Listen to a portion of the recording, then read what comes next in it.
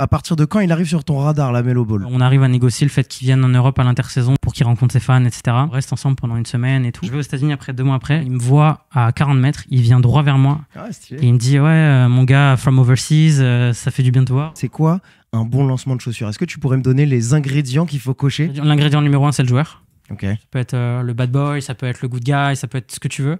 Si t'as ça, déjà, t'as les bons ingrédients. Ce serait quoi ton conseil pour ma carrière en vrai? Moi, mon conseil, c'est de te encore plus. La famille, comment ça va? Aujourd'hui, on est avec Robin. Robin, c'est quelqu'un de très important pour moi parce que c'est lui qui a approuvé ma première collaboration sur Internet. Il bossait chez Puma en marketing. C'est lui qui signait des joueurs de basket pour représenter la marque Puma en France. Il est carrément allé aux États-Unis intégrer Puma Monde là-bas à Boston. Donc on va raconter un petit peu son histoire. Il va partager un peu son point de vue sur le monde du basket, de la paire de chaussures. Et puis voilà, plein de choses hyper intéressantes. On fait un point un peu sur nos carrières parce qu'on a plus ou moins le même âge. Et puis voilà, bonne écoute. Pensez à bien mettre 5 étoiles sur Spotify. Abonnez-vous. Et puis voilà, salut, bye. Robin, je peux officiellement te dire, après toutes ces années, on a bossé ensemble. Bienvenue chez moi. Bienvenue sur Podium. C'est cool. Avec plaisir. On a plein d'univers à aller chercher avec Robin. J'aimerais savoir, pour commencer, j'aime bien poser cette question. Quand est-ce que tu m'as rencontré? Quand est-ce que tu as vu ma tête la première fois? Waouh, c'est une bonne question. Moi, je te capte. Je pense la première fois, c'est en 2000. C'est quand je commence à faire du basket chez Puma. Donc, c'est il y a 3 ans et demi, je pense. Donc, c'est de 2021. On est en 2025, ouais, 2022. 2022, moi, je travaillais à l'époque avec Comover, beaucoup. Et Comover remonte ton nom dans la liste. Ce gars-là, il est cool, il fait du bon contenu. Viens, on fait un truc. Et je crois que les premiers projets qu'on fait ensemble, c'est genre une série de contenus sur les joueurs. Des joueurs LNB. Et des joueurs LNB, parce que Puma, revenant dans le basket, signe des joueurs LNB et se dit, en fait, ces gars-là, en termes de social media, ils sont inexistants. Donc, si on n'a pas une parabole qui va amplifier leur visibilité, bah, personne ne va savoir qu'ils sont avec Puma. Et c'est comme ça qu'on t'attrape. Et moi, en vrai, je suis assez bourrin sur les sujets au taf. Et comme over, ils m'ont envoyé le profil, ils m'ont dit, regarde, c'est cool. J'ai regardé 4 secondes et demie. Je fais, oh, vas-y, trop bien, on y va. Okay, trop bien. Donc, on a officiellement avec nous la personne qui a validé ma première OP sur Internet. Bravo. Merci, Robin. Ah, j'ai peut-être fait. Oh non. Oh, horrible. Non, on va dire que c'est la première OP. J'ai dû faire un vieux truc Clash of Clans sur YouTube une fois. C'est pas mal. Bon, ça compte pas, ça compte pas. Validé, ça compte pas, c'est pas toi. Donc voilà, on est avec Robin qui a bossé pendant des années avec Puma et on a plein d'histoires à vous raconter parce que dans le basket, Puma, c'est lui. Surtout en France, là où Puma était inexistant en 2020 et aujourd'hui, maintenant, tu vas sur n'importe quel terrain de basket, n'importe quel playground, il y a des mélos, il y a des paires. Donc lui, il a été dans toute cette stratégie. Il a été là pour ramener Puma sur le devant de la scène. Et puis en dehors de ça, t'as les yeux un peu partout dans le monde du sport, dans le sport marketing. Ouais. J'ai vu que t'as lancé ton compte TikTok où t'analyses. Ouais, j'adore. J'essaye. Non, mais pour de vrai. J'essaie de faire un truc. J'adore vraiment avoir ton point de vue à toi sur autre chose que Puma aussi. Ouais. J'aime beaucoup. Okay. Parce que le contenu de toi qui analyse la paire de Shai, pourquoi c'est un lancement soft, etc. Ouais. On en parlera de tout ça. Ouais. Bah, j'aime beaucoup parce que moi, j'ai pas cette analyse. Même moi qui suis dans ce business, j'ai pas cette analyse, donc je kiffe bien. J'aimerais bien qu'on commence. Le chat est là, faut savoir, faut écouter Podium en live, comme ça vous pouvez venir poser vos questions. Donc n'hésitez pas à venir en live. Si vous êtes en rediffusion, pensez à mettre 5 étoiles et mettre un pouce bleu. J'ai envie de démarrer. Comment tu tombes, toi, dans le monde du basket ? Alors, comment je tombe dans le basket ? Déjà, moi, le basket, en vrai de vrai, je m'y mets très tard. Je m'y mets genre en terminale. Donc, en gros, j'ai des potes, ils sont dans le basket. J'ai un pote, c'est un bousier de Steph Curry. Une fois, il m'amène sur un playground. Je fais, je pense, 36 fautes par minute de jeu. Je pense, aujourd'hui, j'en fais toujours 12. Donc, j'ai un peu amélioré, mais c'est toujours terrible. Et je commence comme ça dans le basket. Et pas plus, tu vois. Et après, je commence à faire mon cursus à école, etc. Et je veux travailler dans le sport. Je commence chez les équipementiers, etc. J'arrive jusqu'à Puma quelques années après. Et en fait, au bout de 2 ans de Puma, il y a un gars qui vient me voir, qui s'appelle Benoît Ménard, qui est mon ancien directeur marketing et un peu mon mentor dans l'industrie, qui me dit, bon, Robin, on a un projet sur Puma France. On veut relancer soit le basket, on va attaquer soit le basket, soit l'e-sport. Ah, Ah ouais, je n'avais pas cette histoire. Ouais. Et c'était en quelle année ça ? Ça, c'était en 2022, tu vois. En gros, ils sont en train de me dire, ok, bah Puma revient dans le basket d'un point de vue global. Nous, en France, on fait rien. Est-ce que ça peut nous intéresser de faire un truc en local ? Ou est-ce que tu veux développer l'e-sport parce qu'on pense qu'il y a un truc, mais on n'est pas trop sûr, tu vois. Wow, le choix de carrière autour d'une table comme ça. Ouais, bah, en mode side project, en plus de mon job là-bas. Et en gros, moi, je dis, bah, vas-y, basket, je m'y connais beaucoup mieux. Puis je vois qu'il y a un truc beaucoup plus tangible, l'e-sport. Même si c'est le début du prime de K-Corp et tout ça, ça reste quand même très abstrait pour un équipementier. C'est compliqué de se dire, OK, comment on va traduire cette hype en quelque chose de business, en fait. Parce qu'à la fin de la journée, c'est aussi ça le sujet. Et donc, le basket, pour ça, est beaucoup plus efficace, on va dire. Et donc, ça commence là, en fait. Ça commence là et on me donne le truc. On me dit, vas-y, monte un plan pendant 1 an. Et si ça marche bien, au bout d'1 an, on te crée un job. Et puis, c'est ce qui s'est passé. Et puis, on a déroulé. Et puis voilà. Mais ouais, je commence vraiment en mode fan. Et puis, quand ça revient sur la table, peut-être 10 ans après, mais un peu moins, je me dis, OK, trop bien, j'y vais, c'est trop cool. OK. Tu faisais quoi, toi, en job chez Puma avant cette opportunité? Moi, je faisais du trade marketing. C'est quoi pour les humains normaux? Le trade marketing, c'est toutes les actions marketing entre une marque et un distributeur. Par exemple, ça va être les campagnes de marque Puma Intersport, ça va être les activations créateurs de contenu Puma Footlocker, ça va être une campagne d'affichage dans la rue Puma Courir avec Lena Situation, avec qui tu veux, un artiste, etc. Donc c'est avec un magasin en collaboration avec un magasin, un vrai retailer. Exactement. Ton rôle, c'est pas de nourrir la marque en mode je fais une action qui va donner de la puissance à la marque directement, c'est plus je fais une action via un retailer qui va servir de caisse d'amplification pour nourrir ma marque. Donc c'est une approche un peu différente. OK, donc ça c'était ce que tu faisais avant. Pour vous donner un petit peu l'info, ceux qui écoutent, tu finis quand même ta carrière chez Puma aux États-Unis. À quel poste exactement? C'est quoi le beau titre LinkedIn? C'était Senior Marketing Manager chez Puma au Global aux États-Unis. Dans le basket. Dans le basketball. Global Basketball Marketing Manager. Comme ça. On va parler d'absolument tout ça. Moi, j'ai envie de savoir vraiment tout ce qui se passe. Quand on commence avec Puma dans le basket en France, il n'y a rien, ou en tout cas, c'est un chantier à refaire. C'est quoi les trucs que tu identifies très rapidement? C'est quoi les galères au tout début? Quand il n'y a rien, c'est partir d'une feuille blanche, c'est quoi? En fait, au début, déjà, moi, il faut savoir qu'il faut aussi rendre... les choses aux gens qui l'ont fait. Avant moi, il y a tout un pool de stagiaires qui ont bossé sur le sujet, qui ont débroussaillé le truc en mode OK, bah voilà ce que c'est le marché du basketball en France, voilà ce que font les équipementiers en France, voilà ce que nous, Puma, on a déjà commencé à faire aux États-Unis qui est cool et qu'on peut transposer. Donc eux, ils débroussaillent tout ça et moi, j'arrive en deuxième lame pour finaliser le plan et le dérouler. Au début, les galères, franchement, je vais pas te mentir, il n'y en a pas beaucoup. Ça s'est plutôt très bien passé parce qu'en fait, il y a 2 choses qui sont hyper importantes. Déjà, à l'époque, il y a un DG chez Puma qui croit à fond dans le truc, qui se dit vas-y, je perds de l'argent au début, mais je m'en fous parce que, 1, je sais que c'est trop cool, ça va nourrir de la hype autour de la marque. 2, à la fin, je vais gagner de l'argent sur le long terme. Donc lui, il y va, OK, bah vas-y les gars, si on doit perdre 1 million la première année, on perd 1 million, on y va, tu vois. Un DG qui n'a pas peur, déjà, c'est un bon ingrédient. Ouais, qui n'a pas peur, c'est l'ingrédient numéro 1, parce que souvent, les gars dans les directions, dans les gros groupes, c'est OK, je mets 1, il faut que 2 rentrent tout de suite, sinon c'est mort. Son poste peut être en danger, si lui, il n'a pas peur. Sinon, lui, quand il rendait compte, on lui dit, mec, qu'est-ce que t'es en train de foutre, on perd de la thune avec ton truc, tu vois. Donc on a eu des gars visionnaires, donc ça c'était trop cool, qui ont mis des moyens, et après, on s'est tout de suite très vite entouré, tu vois. Moi, je connaissais le basket en tant que fan, mais je connaissais pas l'industrie. Je me suis plugué avec direct des agences, des créateurs, des gens du milieu qui m'ont expliqué, bah écoute, lui il fait ça, lui c'est un tel, lui il fait ci, les joueurs c'est ça, les clubs c'est ça, les agents c'est ça, qui m'ont en fait décrypté tout l'écosystème pour que vas-y en 2-3 mois on soit au courant de qui fait quoi, qui est qui, et avec qui il faut se maquer, avec qui ça a moins d'intérêt, etc. quoi. Ok. Donc tout cet échafaudage, ça se fait Strasbourg, c'est là où vous êtes basé. Strasbourg. Puma, c'est Puma Europe ou c'est Puma Monde? Non, c'est Puma France à Strasbourg. C'est Puma France, ok. Ouais, exactement. Ok. Donc vous êtes basé là-bas. Tu arrives jusqu'à où avec Puma France tant que tu es à Strasbourg? C'est quoi tes dernières étapes? Moi, je rentre en 2019 là-bas. Je passe 6 ans au total chez Puma, 4 en France. Je fais trade marketing manager. Un jour, j'ai un collègue qui part en arrêt et je le remplace au pied levé sur un métier de brand manager sur le sport style. C'est à l'époque où Puma signe Booba. Donc je me retrouve dans la boucle du fin de dossier Booba, un truc un peu... Enfin, Booba, quoi. Pas le sujet le plus facile. Je fais ça pendant genre 6 mois. Après, je reprends le basket pendant 2 ans et demi. Et puis après, je décale aux États-Unis en mai 2023. Où là, je garde la même dimension de job de marketing manager, brand manager. Enfin, en gros, gérer du marketing pour une marque sur une catégorie. Sauf que là, je le fais à l'échelle mondiale chez Puma à Boston, du coup. Donc voilà comment j'arrive là-bas, en gros. Ok, bah ça m'a permis de vous présenter Robin, comme ça vous savez un petit peu. Maintenant, je veux rentrer dans le vif du sujet. On va parler de la différence entre ce que c'est que de faire ce job aux États-Unis versus le faire en Europe. C'est quoi le premier choc culturel? T'arrives aux States, t'as beaucoup plus de responsabilités. C'est quoi la première chose qui te marque quand t'arrives aux States à ton poste? Alors, on parle de taf? On peut parler des deux, mais allez, commençons avec le taf. En fait, déjà, j'arrive dans un truc où, genre, moi en France, j'étais tout seul avec une agence. Donc en gros, on était 3 ou 4, Elodie et Sam aussi de Comover que j'embrasse.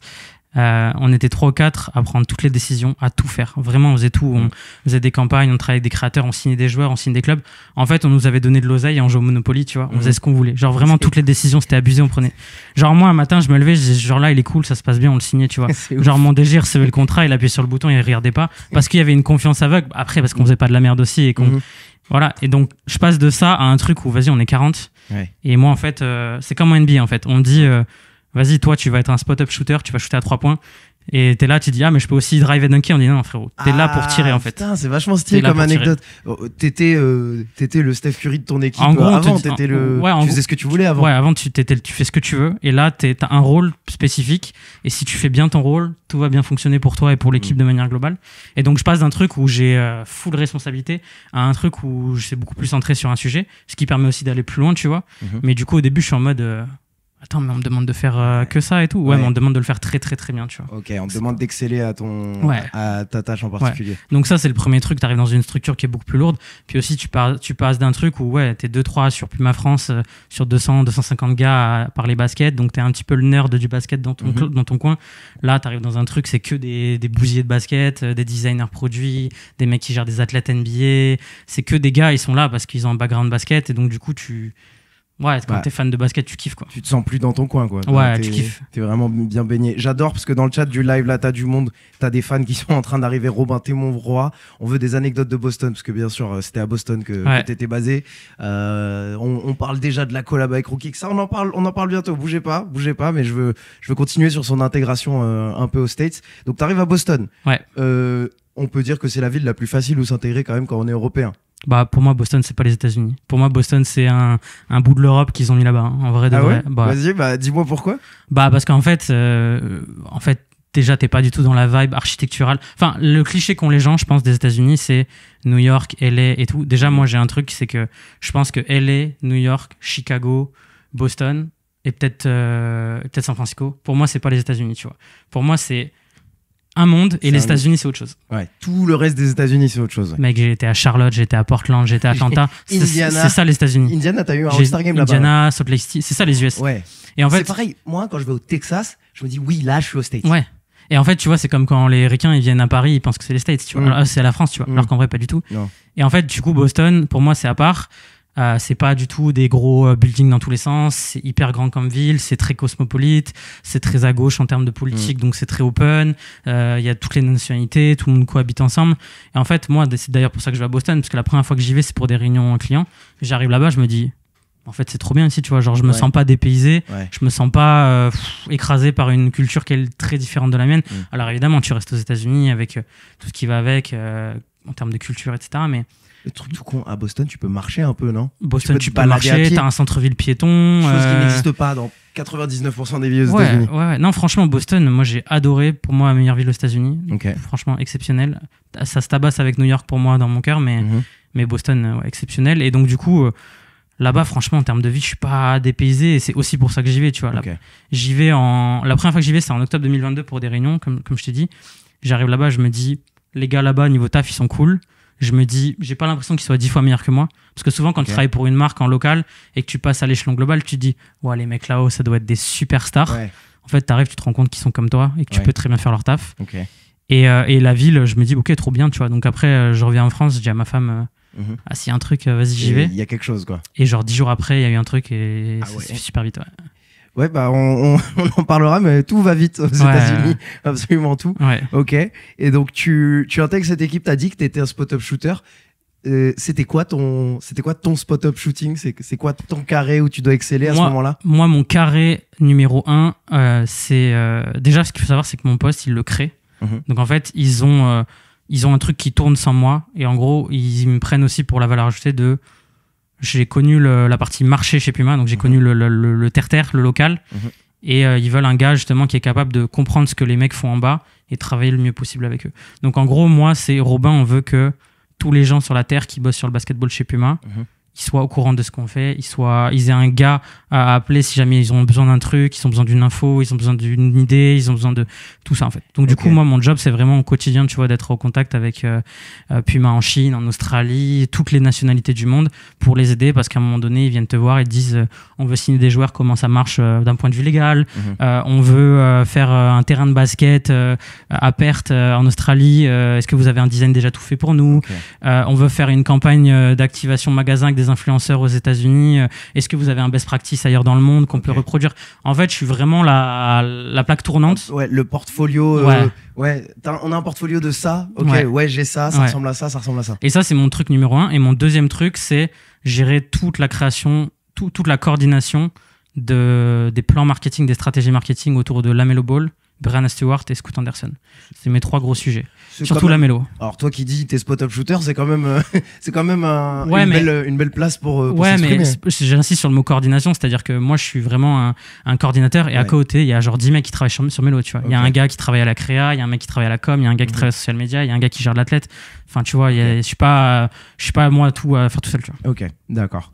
Mais j'adore, t'as vraiment un fan club dans le chat. Ça me fait trop plaisir de lire. Écoutez Robin plus Samy au taf, quel régal. Rob Surf and Turf. Ça c'est un gars avec qui t'as mangé. Ça c'est un pote à moi. Vous êtes envoyé des Surf and Turf aux États-Unis. Bah ouais, parce que moi je bouffais tout le temps des Surf and Turf à Boston. Et tu sais que j'ai découvert ça. Mais c'est qu'aux États-Unis que vous avez ce concept de te faire un plat avec du coup du poisson et de la viande. Les Américains ils sont incroyables. C'est un truc de débile. Mais j'aime beaucoup. Mais c'est très bien. Mais j'aime beaucoup. Franchement, moi je pense qu'il faut l'importer en France. S'ils ont apporté des belles choses, c'est sûr qu'on ferait ça bien. Ah ouais, c'est sûr qu'on ferait ça bien en France. Je suis convaincu. Ça t'a appris quoi de bosser aux States au sens large par rapport à ce qu'on fait en France? Qu'est-ce que ça m'a appris? En vrai, déjà de manière globale, moi j'avais jamais bossé à l'étranger. J'avais vécu à l'étranger, mais j'avais jamais eu l'expérience étranger par le prisme du travail. En vrai, je pense que tu apprends à te connaître mieux toi-même aussi en termes de boulot, en termes de ce que tu aimes faire, ce que tu sais faire, ce que tu sais moins faire.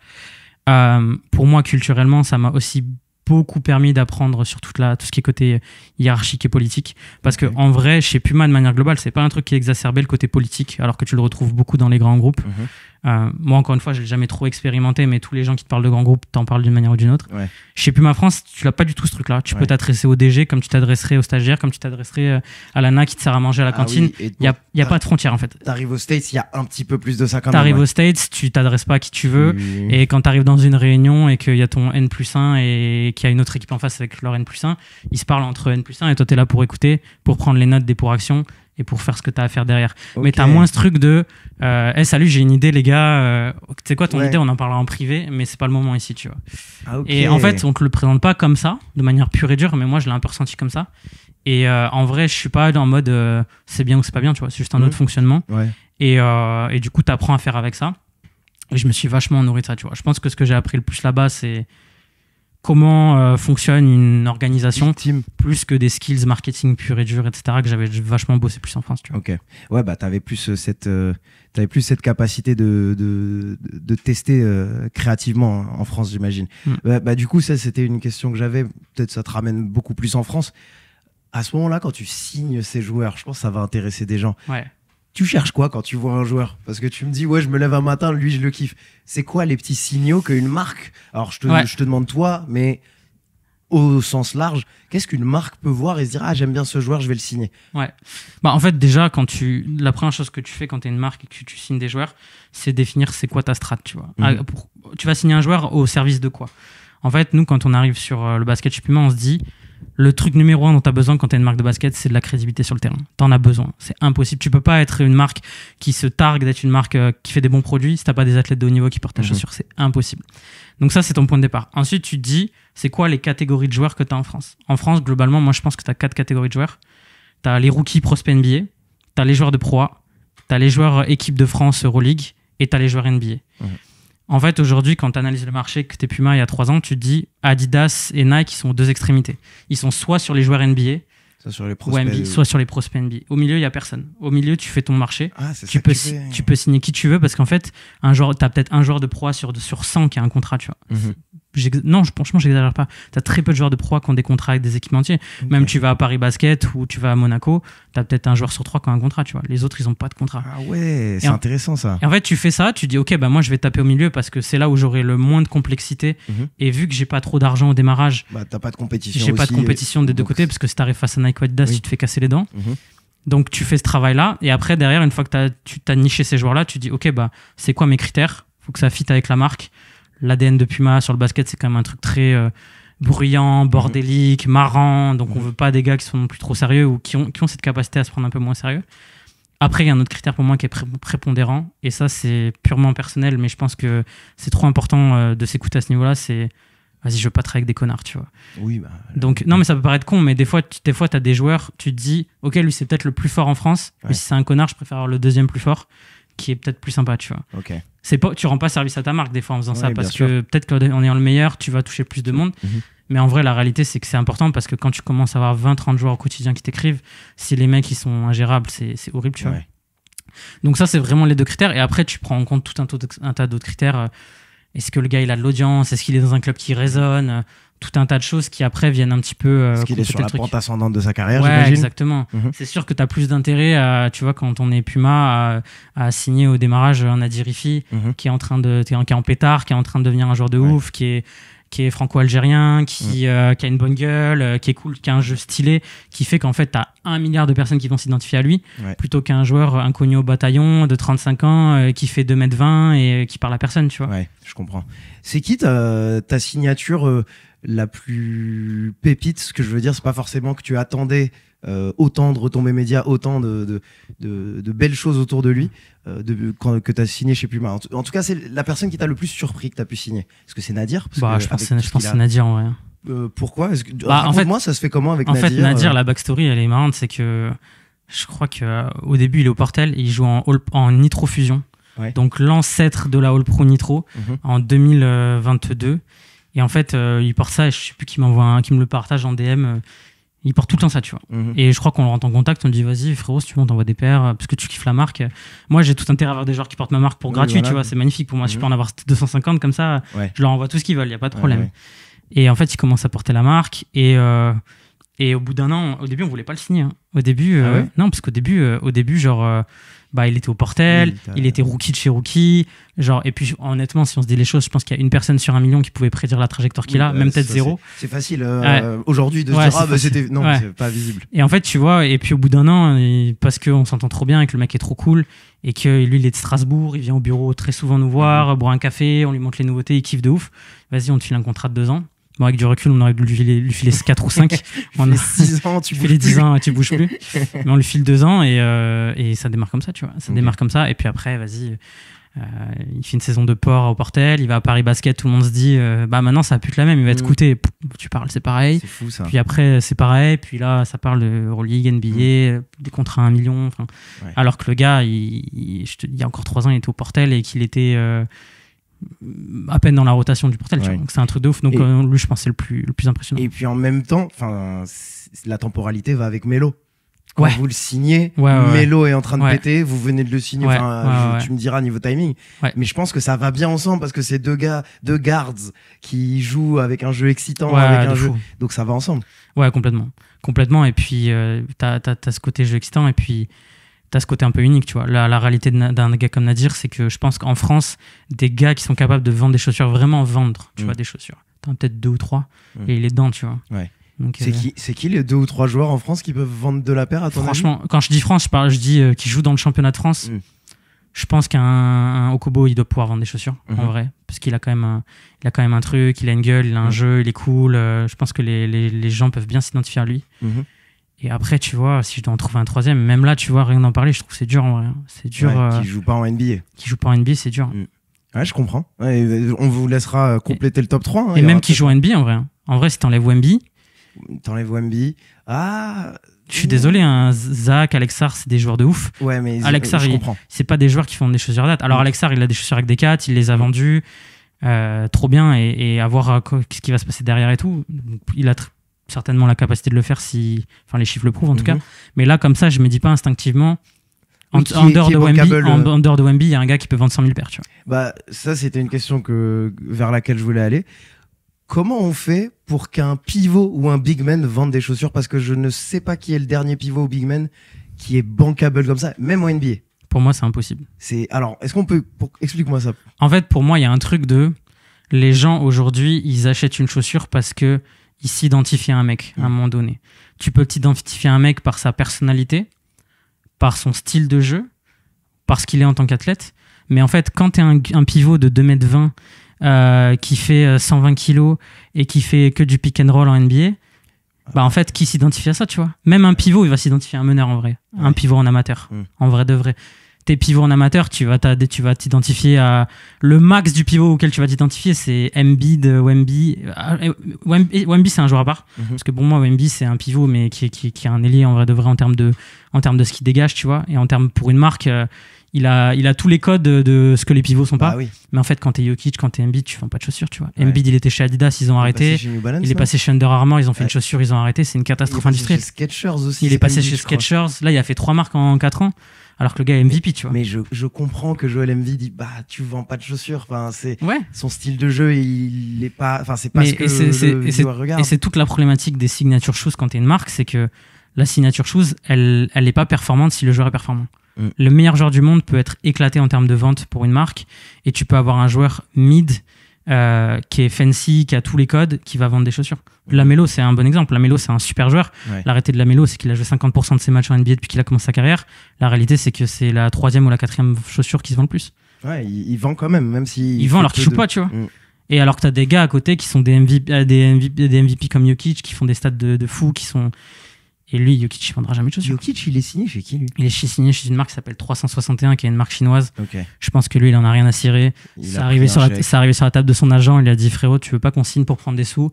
Vas-y, faites-moi une chaussure, je la mettrai. On n'en parle plus, tu vois. Mais ça s'arrête là, je pense. Ouais. Bah, je pense, parce qu'en vrai, il en a rien à faire. Non, mais ça se voit qu'il en a rien à faire. Non, mais c'est hyper intéressant. Parlons de Melo, du coup. Toi, à partir de quand il arrive sur ton radar, la Melo Ball, en tant que Puma? Moi, il arrive sur mon radar, au moment où on fait le tour en Europe. En gros, on arrive à négocier le fait qu'il vienne en Europe à l'intersaison pour faire 4 villes, et tu étais à Paris notamment, pour qu'il rencontre ses fans, etc. C'était un moment où Melo, ça, c'était vraiment un carton en Europe. On avait besoin de continuer de mettre de l'énergie dessus. Et donc, on arrive à le faire venir. Moi, à l'époque, je bosse sur tout le projet. Encore une fois, avec Comeover, avec tout un tas d'agences et de partenaires. Et c'est à ce moment-là qu'il vient où on reste ensemble pendant une semaine et tout. Et j'ai une anecdote par rapport à ça. En gros, on reste une semaine ensemble et tout. Moi, je coordonne et tout. Je suis en contact avec lui, mais vite fait, parce qu'en vrai, il a vraiment un gars chez lui, chez Puma, qui est son gars. C'est lui qui coordonne tout. C'est lui son point de contact. T'écris à ce gars-là et lui lui parle. Tu vois. Sinon, c'est trop la même. Toi, t'as jamais contact en direct? Ouais, moi, je le vois en direct quand il vient. Salut, bonjour, tu vas bien? Je vais le voir, t'as besoin d'un truc, mais ça s'arrête là, tu vois. Et quand on finit le tour, je lui dis, d'ailleurs, on se reverra aux États-Unis parce que moi, je bouge là-bas et c'est moi qui vais m'occuper du marketing autour de ta paire et tout. Il me dit, ok, trop bien. Et genre, je vais aux États-Unis après, 2 mois après, je fais mon premier shoot avec lui, un shoot énorme, tu vois. Une prod, franchement, c'était une prod à plus d'1 million de dollars. Wow. Donc, sur le set, il y avait 100 personnes. Et genre, c'était abusé, tu vois. Et lui, il arrive, il y a genre, je sais pas, 30 personnes autour de lui, les maquilleuses, les machins, les trucs. Moi, je reste dans mon coin parce que vas-y, je coordonne, c'est pas mon sujet. Et puis en plus, moi, sur un set, je suis là pour vérifier que tout va bien. La réalité, c'est que je fais pas non plus énormément de choses. Et donc, ton taf, c'est au préalable, j'imagine. Donc, je reste de côté. Et le gars, genre, il me voit à 40 mètres, il vient droit vers moi. Et il me dit, mon gars, from overseas, ça fait du bien de te voir, bienvenue ici et tout. Et genre, ça, c'était genre 1 mois après que j'arrive. Ça m'a mis en confiance de fou furieux, tu vois. Et genre, le regard des gens aussi, il a un peu changé en mode, ok, ce gars-là, il le connaît, le gars, il l'a déjà vu d'une manière ou d'une autre, il a un bon souvenir de lui, donc c'est pas que c'est pas une trompette, tu vois. Donc ça, c'est mon meilleur souvenir, je pense, avec un joueur. Et c'est comme ça qu'avec Melo, ça a commencé. Mais ça valide de ouf, et c'est aussi parce que nous, quand on fait nos projets en Europe, on n'est pas 40 personnes sur le set comme eux aux États-Unis. Exactement. Et donc il y a un peu de proximité, parce que là, il ne peut créer aucune proximité avec les gars sur place, parce qu'ils sont 100 personnes sur le set. Ouais, c'est abusé. Alors que toi, quand tu le traînes en Europe pendant une semaine, 10 jours, vous êtes combien? Franchement, quand on le traîne en Europe, de Puma, on est 3, et t'as 2-3 gars d'agence, on est 4-5 à graviter autour, tu vois. C'est vrai, donc vraiment, c'est son tour d'Europe, quoi. C'est vraiment son tour d'Europe. Ouais. C'est quoi ton meilleur souvenir avec Melo, à part ce petit moment de reconnaissance pendant peut-être le Europe Tour? Il vous a fait des dingueries, il vous a fait des trucs. Franchement, Melo, l'intégralité. Pour moi, c'est le joueur avec lequel j'ai le plus de souvenirs parce que c'est un gars qui est trop sympa en fait. C'est un gars qui est trop sympa, qui est trop gentil. C'est un gars, tout ce qu'on voit de lui en NBA, tout le personnage qu'il construit, très bling bling, très fancy, très gamin un peu pourri gâté. Mais en fait, c'est en vrai de vrai, dans le rapport que tu as professionnel avec lui, c'est tout l'inverse. C'est un gars, il est trop sympa, il vient te voir, il te check, il te parle, il est cool, il est normal en fait. Et faut pas oublier que c'est un gamin, je pense qu'il a 20-21 ans. En vrai de vrai, ça fait déjà 4-5 ans qu'il est en NBA, mais il est super jeune. Hein. Peut-être 22 ans, peut-être max. Le chat, vérifiez-nous l'info. Mais c'est vrai que oui, ça se trouve, il a à peine. Moi, quand je le croise pour la première fois, je pense qu'il a 20 ans. Hein. En vrai de vrai. Ouais, c'est possible qu'il soit encore si. Il est super jeune, Melo. Ouais. Et pour ce qui est de ses blessures, c'est vrai qu'on peut encore avoir espoir qu'il règle ça. Parce que regarde, t'as eu un Steph Curry début de carrière. Ouais, ça va le faire. Toi, t'as confiance? Ouais, moi j'y crois. Enfin, je suis pas rationnel et je suis pas objectif avec ce gars-là, mais moi j'y crois. Je pense que c'est un joueur de ouf. Ouais, tu vois, il a 23 ans. 23 ans, il y a des gens qui nous vérifient. Tu vois, 23 ans, ça fait 5 ans qu'il est en NBA, le boug. Ouais, non, peut-être pas. Ou 2021. Ça fait 4 ans qu'il est en NBA. Ah, ou 2001. Je pense que ça fait. Attends, il est drafté. Non, pour moi, c'est sa 4e saison ou 5e saison déjà. Ouais, mais bon, bah écoute, moi j'espère être un peu optimiste pour la suite pour lui. Même ici, Huge est trop boosté. T'as des gens dans le chat qui sont du taf, c'est ça? C'est les gars de la Comiro Kicks. Ok, d'accord. Mais du coup, ça a été un gros boost pour Puma en général, son arrivée à lui, la stratégie avec lui. C'est un raz-de-marée. Raconte-moi le avant-après Melo pour toi. Bah en fait, avant. Ah, pour moi. Bah ouais, quand même, parce que ça change ton taf. Hein, en fait, Melo, c'est vraiment le point de départ de Puma Basketball, où il y a vraiment un move agressif de se dire on signe un top 3 de draft, qui est un gars qui est une superstar aux États-Unis. C'est une superstar. Hein. Aux États-Unis, il est connu depuis qu'il a 13 ou 14 ans, je crois. C'est un mec de télé-réalité, mixé un sportif. C'est un profil hyper atypique. Ah ouais, attends, viens, on fait la comparaison. La Melo Ball, ce serait qui en France? C'est comme si un mec faisait Secret Story et ensuite il va en Ligue 1, quoi. Ouais, t'as pas d'équivalent, en vrai. Non, mais genre, non, il n'y a pas d'équivalent qui existe. Ouais, faut faire Secret Story et ensuite aller en Ligue 1, quoi. Ouais, je pense. Et même pas Secret Story, parce qu'en vrai, c'est un genre de bail où il est suivi par des caméras depuis qu'il a 10 ans, comme si c'était. Ouais, c'est vrai que c'est pas Secret Story. C'est faire les anges pendant 5 ans. Et ensuite. Ouais, tu vois, c'est un bail de ouf. Ouais, mais en gros, lui, il met sur la carte Puma, parce que. En fait, quand t'es une marque et que tu commences à signer des très gros noms, au-delà du joueur, ce qu'il représente, c'est le move de se dire. Ah ouais, cette marque-là, elle est en train de signer des gros joueurs. Ils sont en train de rentrer dans la cour des grands, tu vois. C'est comme à l'époque quand Puma signe Neymar. C'est en mode, ah ouais, ils signent Neymar, tu vois. Adidas, ils ont Messi. Nike, ils ont Ronaldo. Là, ils ont un gars qui boxe dans la même catégorie. Et donc, du coup, tu mets cette marque au même niveau de manière indirecte. Ok. Et du coup, donc, tu as vécu tout ce raz-de-marée. Il y a la suite. Et il y a eu récemment... le choix de signer Tyrese Haliburton. Ouais. Comment ça s'est passé? Toi, tu l'as vécu aux States, ça, parce que la Melo Ball, t'es en France, là, tu le vis à l'intérieur des States. C'est comment dans le bureau? Vous êtes 40 personnes dans ton truc. C'est comment de signer Tyrese Haliburton? En fait, le point de départ pour Puma, c'est de se dire, aujourd'hui, on a besoin d'une nouvelle chaussure signature. La réalité du marché de la chaussure de basket, c'est que 80% du business, c'est de la chaussure signature. Quand t'en as qu'une ou que t'en as deux ou que t'en as trois, ce qui était le cas à l'époque, Melo, Scoot, Breanna Stewart, où t'as que Melo qui performe parce que Scoot, c'est très compliqué et Breanna Stewart, ça reste no offense au basket féminin, mais ça fait vendre moins de chaussures que les garçons aujourd'hui, même si Sabrina, c'est autre chose. Mais Sabrina, c'est très très solide, mais ça reste quand même... malgré l'impression visuelle que ce soit très solide, ça reste quand même loin d'une KD, d'une LeBron, d'autres modèles. Donc en fait, pour continuer la croissance, on a besoin d'une chaussure. Pour avoir une chaussure, il nous faut un joueur. Et en fait, qui est dispo sur le marché, tu vois. Toi, moi, je suis pas dans ces réunions directement, mais t'entends des bruits de couloir. Ouais, on a vu Bronson, il est pas dispo. Ouais, Shai, bah non, ça va signer avec Converse, donc c'est mort. T'as tous ces bruits de couloir. Et du coup, au démarrage, le truc, c'est de se dire, les gars, en fait, si on va juste voir des joueurs, on sera pas assez sexy, on va pas y arriver. Donc, on va chercher un designer produit qui est super chaud dans l'industrie. Et c'est lui qui va aller chercher le joueur. Ah oui, d'accord. Donc en fait, on va chercher Saleh Bembury, qui est référencé chez Crocs, New Balance et tout. Et on lui dit, mec, on a un projet de ouf pour toi, unique au monde.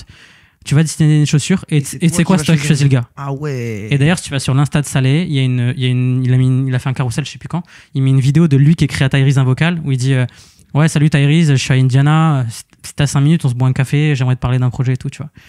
Et nous, on l'a missionné, ce gars. Alors évidemment, il y a des équipes Puma qui sont derrière. Bien C'est sûr. pas genre on donne les clés C'est du ton camion boulot, et après bien on sûr. prie, tu vois. Mais ça se passe comme ça. Et du coup, Tyrese, en vrai, ça se fait super vite parce que les joueurs, en fait, ils ont des free agency au niveau des chaussures, comme les free agency NBA. Ah ouais? C'est-à-dire qu'à la fin de la saison, c'est le moment où leur contrat ils expirent généralement. Ok. Ce qui est logique parce que tu signes un joueur pour qu'il joue avec ta paire, t'en as rien à faire qu'il soit sous contrat pendant la période d'été. Tyrese, il est en fin de contrat avec Nike. Et du coup, généralement, un joueur, ce qu'il fait, c'est qu'il va voir toutes les marques. Qu'est-ce que vous me proposez financièrement, en termes de projet, en termes de chaussures. Et c'est à ce moment-là que ça se fait avec Puma, mais ça se fait vite. Genre, je crois qu'en un mois, c'est bouclé, tu vois. Ok. Et des fois, les plus gros deals, c'est ce qui fait le plus vite, étonnamment. Ok. Mais du coup, ça se fait comme ça. Et puis nous, on est dans les bureaux. Il y a un peu de confidentialité, mais t'entends les bruits de couloir. Puis un matin, on vient te voir, on dit c'est bon, Tyrese, c'est validé, c'est signé. C'est cool. Donc là, il faut qu'on le shoot dans 2 jours. Il faut qu'on accélère sur ci, sur ça, sur machin. Et donc là, c'est panique à bord. Il faut accélérer, il faut envoyer un truc vite, quoi. Waouh. Ok. D'accord. Putain, c'est impressionnant. Et donc, toi, ça change comment ton jour le jour quand Tyrese est signé? Tu dois faire quoi? Tu dois faire le shooting, donc tu dois faire la coordination, tu dois... Bah, moi, sur un sujet comme ça, c'est plus ma boss qui a géré pour le coup. Mais en gros, elle, son taf, c'est ok, bah, Tyrese, il signe chez nous, il faut qu'on l'annonce dans 72 heures. Donc là, il faut que tu trouves une équipe de prod qui va produire sur 48 heures. Il faut que tu ailles à Indiana. Il faut qu'on trouve un gym pour shooter. Il faut qu'on trouve un concept en mode express. Après, elle va briefer l'ANA des relations publiques, relations presse. Fais-moi un communiqué de presse. Nous, on va communiquer à tous les pays du monde. Ok, bah, ce gars-là, il signe. Voilà les visuels. Voilà le message qu'on veut passer. Diffusez-le à Bâle. Et puis, ça, c'est les premières étapes. Et après, derrière, lui, il commence à porter les produits, etc. quoi. Ok. Ça fait quoi, toi, d'avoir vécu tous ces trucs quand même à travers... tu passes de le basket, ça m'intéresse à en vrai, la fenêtre, elle est short quand même, à passer à shooter avec des All-Star NBA, dans un café des finales. En vrai c'est un peu bizarre. Je pense que les gens qui m'écouteront et qui bossent dans l'industrie, ils comprendront que en fait, quand c'est ton taf, c'est un peu particulier. Et toi, c'est pareil. Je pense que quand tu interviews un athlète de ouf, au moment, tu es locked in et tu penses qu'à ça. Et puis après, des fois, tu as des petits moments de recul et tu te dis, ah putain, j'ai fait ça, c'est ouf quand même. Et moi, tu vois, dans ce truc-là où je me dis, sur le coup, vas-y, je fais mon taf et tout. Et après, quand tu rentres chez toi en France et que tu parles avec des bousiers de basket, ils disent, ils sont comme des oufs. Tu vois, là, tu te dis, ah ouais, en fait, ce que je fais, c'est quand même un truc de fou. Et non, en vrai, je suis trop reconnaissant. J'ai fait des trucs de fou. J'ai fait des trucs de fan, en vrai, que tu voudrais faire quand t'es fan, être au contact des joueurs, des agents. Même, tu vois, quand j'ai commencé à travailler avec des créateurs de contenu, tu passes de vas-y, je suis un viewer sur YouTube qui regarde First Team et Trash Talk et tu leur parles en direct pour dealer. Et donc, tu as ce petit moment de battement très court où tu dis, ah, c'est cool. Et puis après, tu passes en mode professionnel. Et puis après, tu as des moments de prise de recul où tu te dis, ah ouais, c'est quand même stylé, tu vois. Bah, je t'avoue, c'est pareil pour moi. Hein. Et ça s'est fait très rapidement, l'interview de Tyrese Haliburton. Ouais. Et on n'a pas pris 3 semaines à l'organiser ni rien. Ouais. Vous m'avez envoyé le truc, ok, nanana.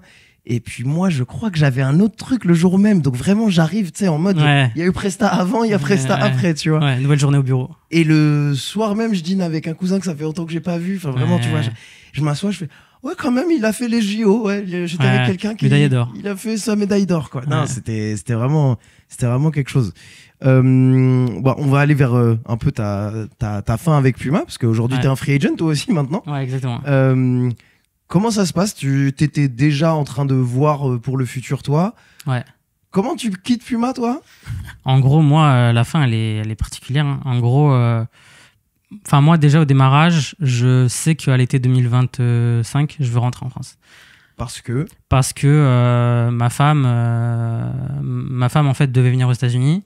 Et elle a une opportunité professionnelle en France dans son groupe. Elle travaille aussi dans le monde de l'entreprise. Et elle a une bête d'opportunité dans sa région natale en plus, dans le nord de la France, là où j'habite maintenant.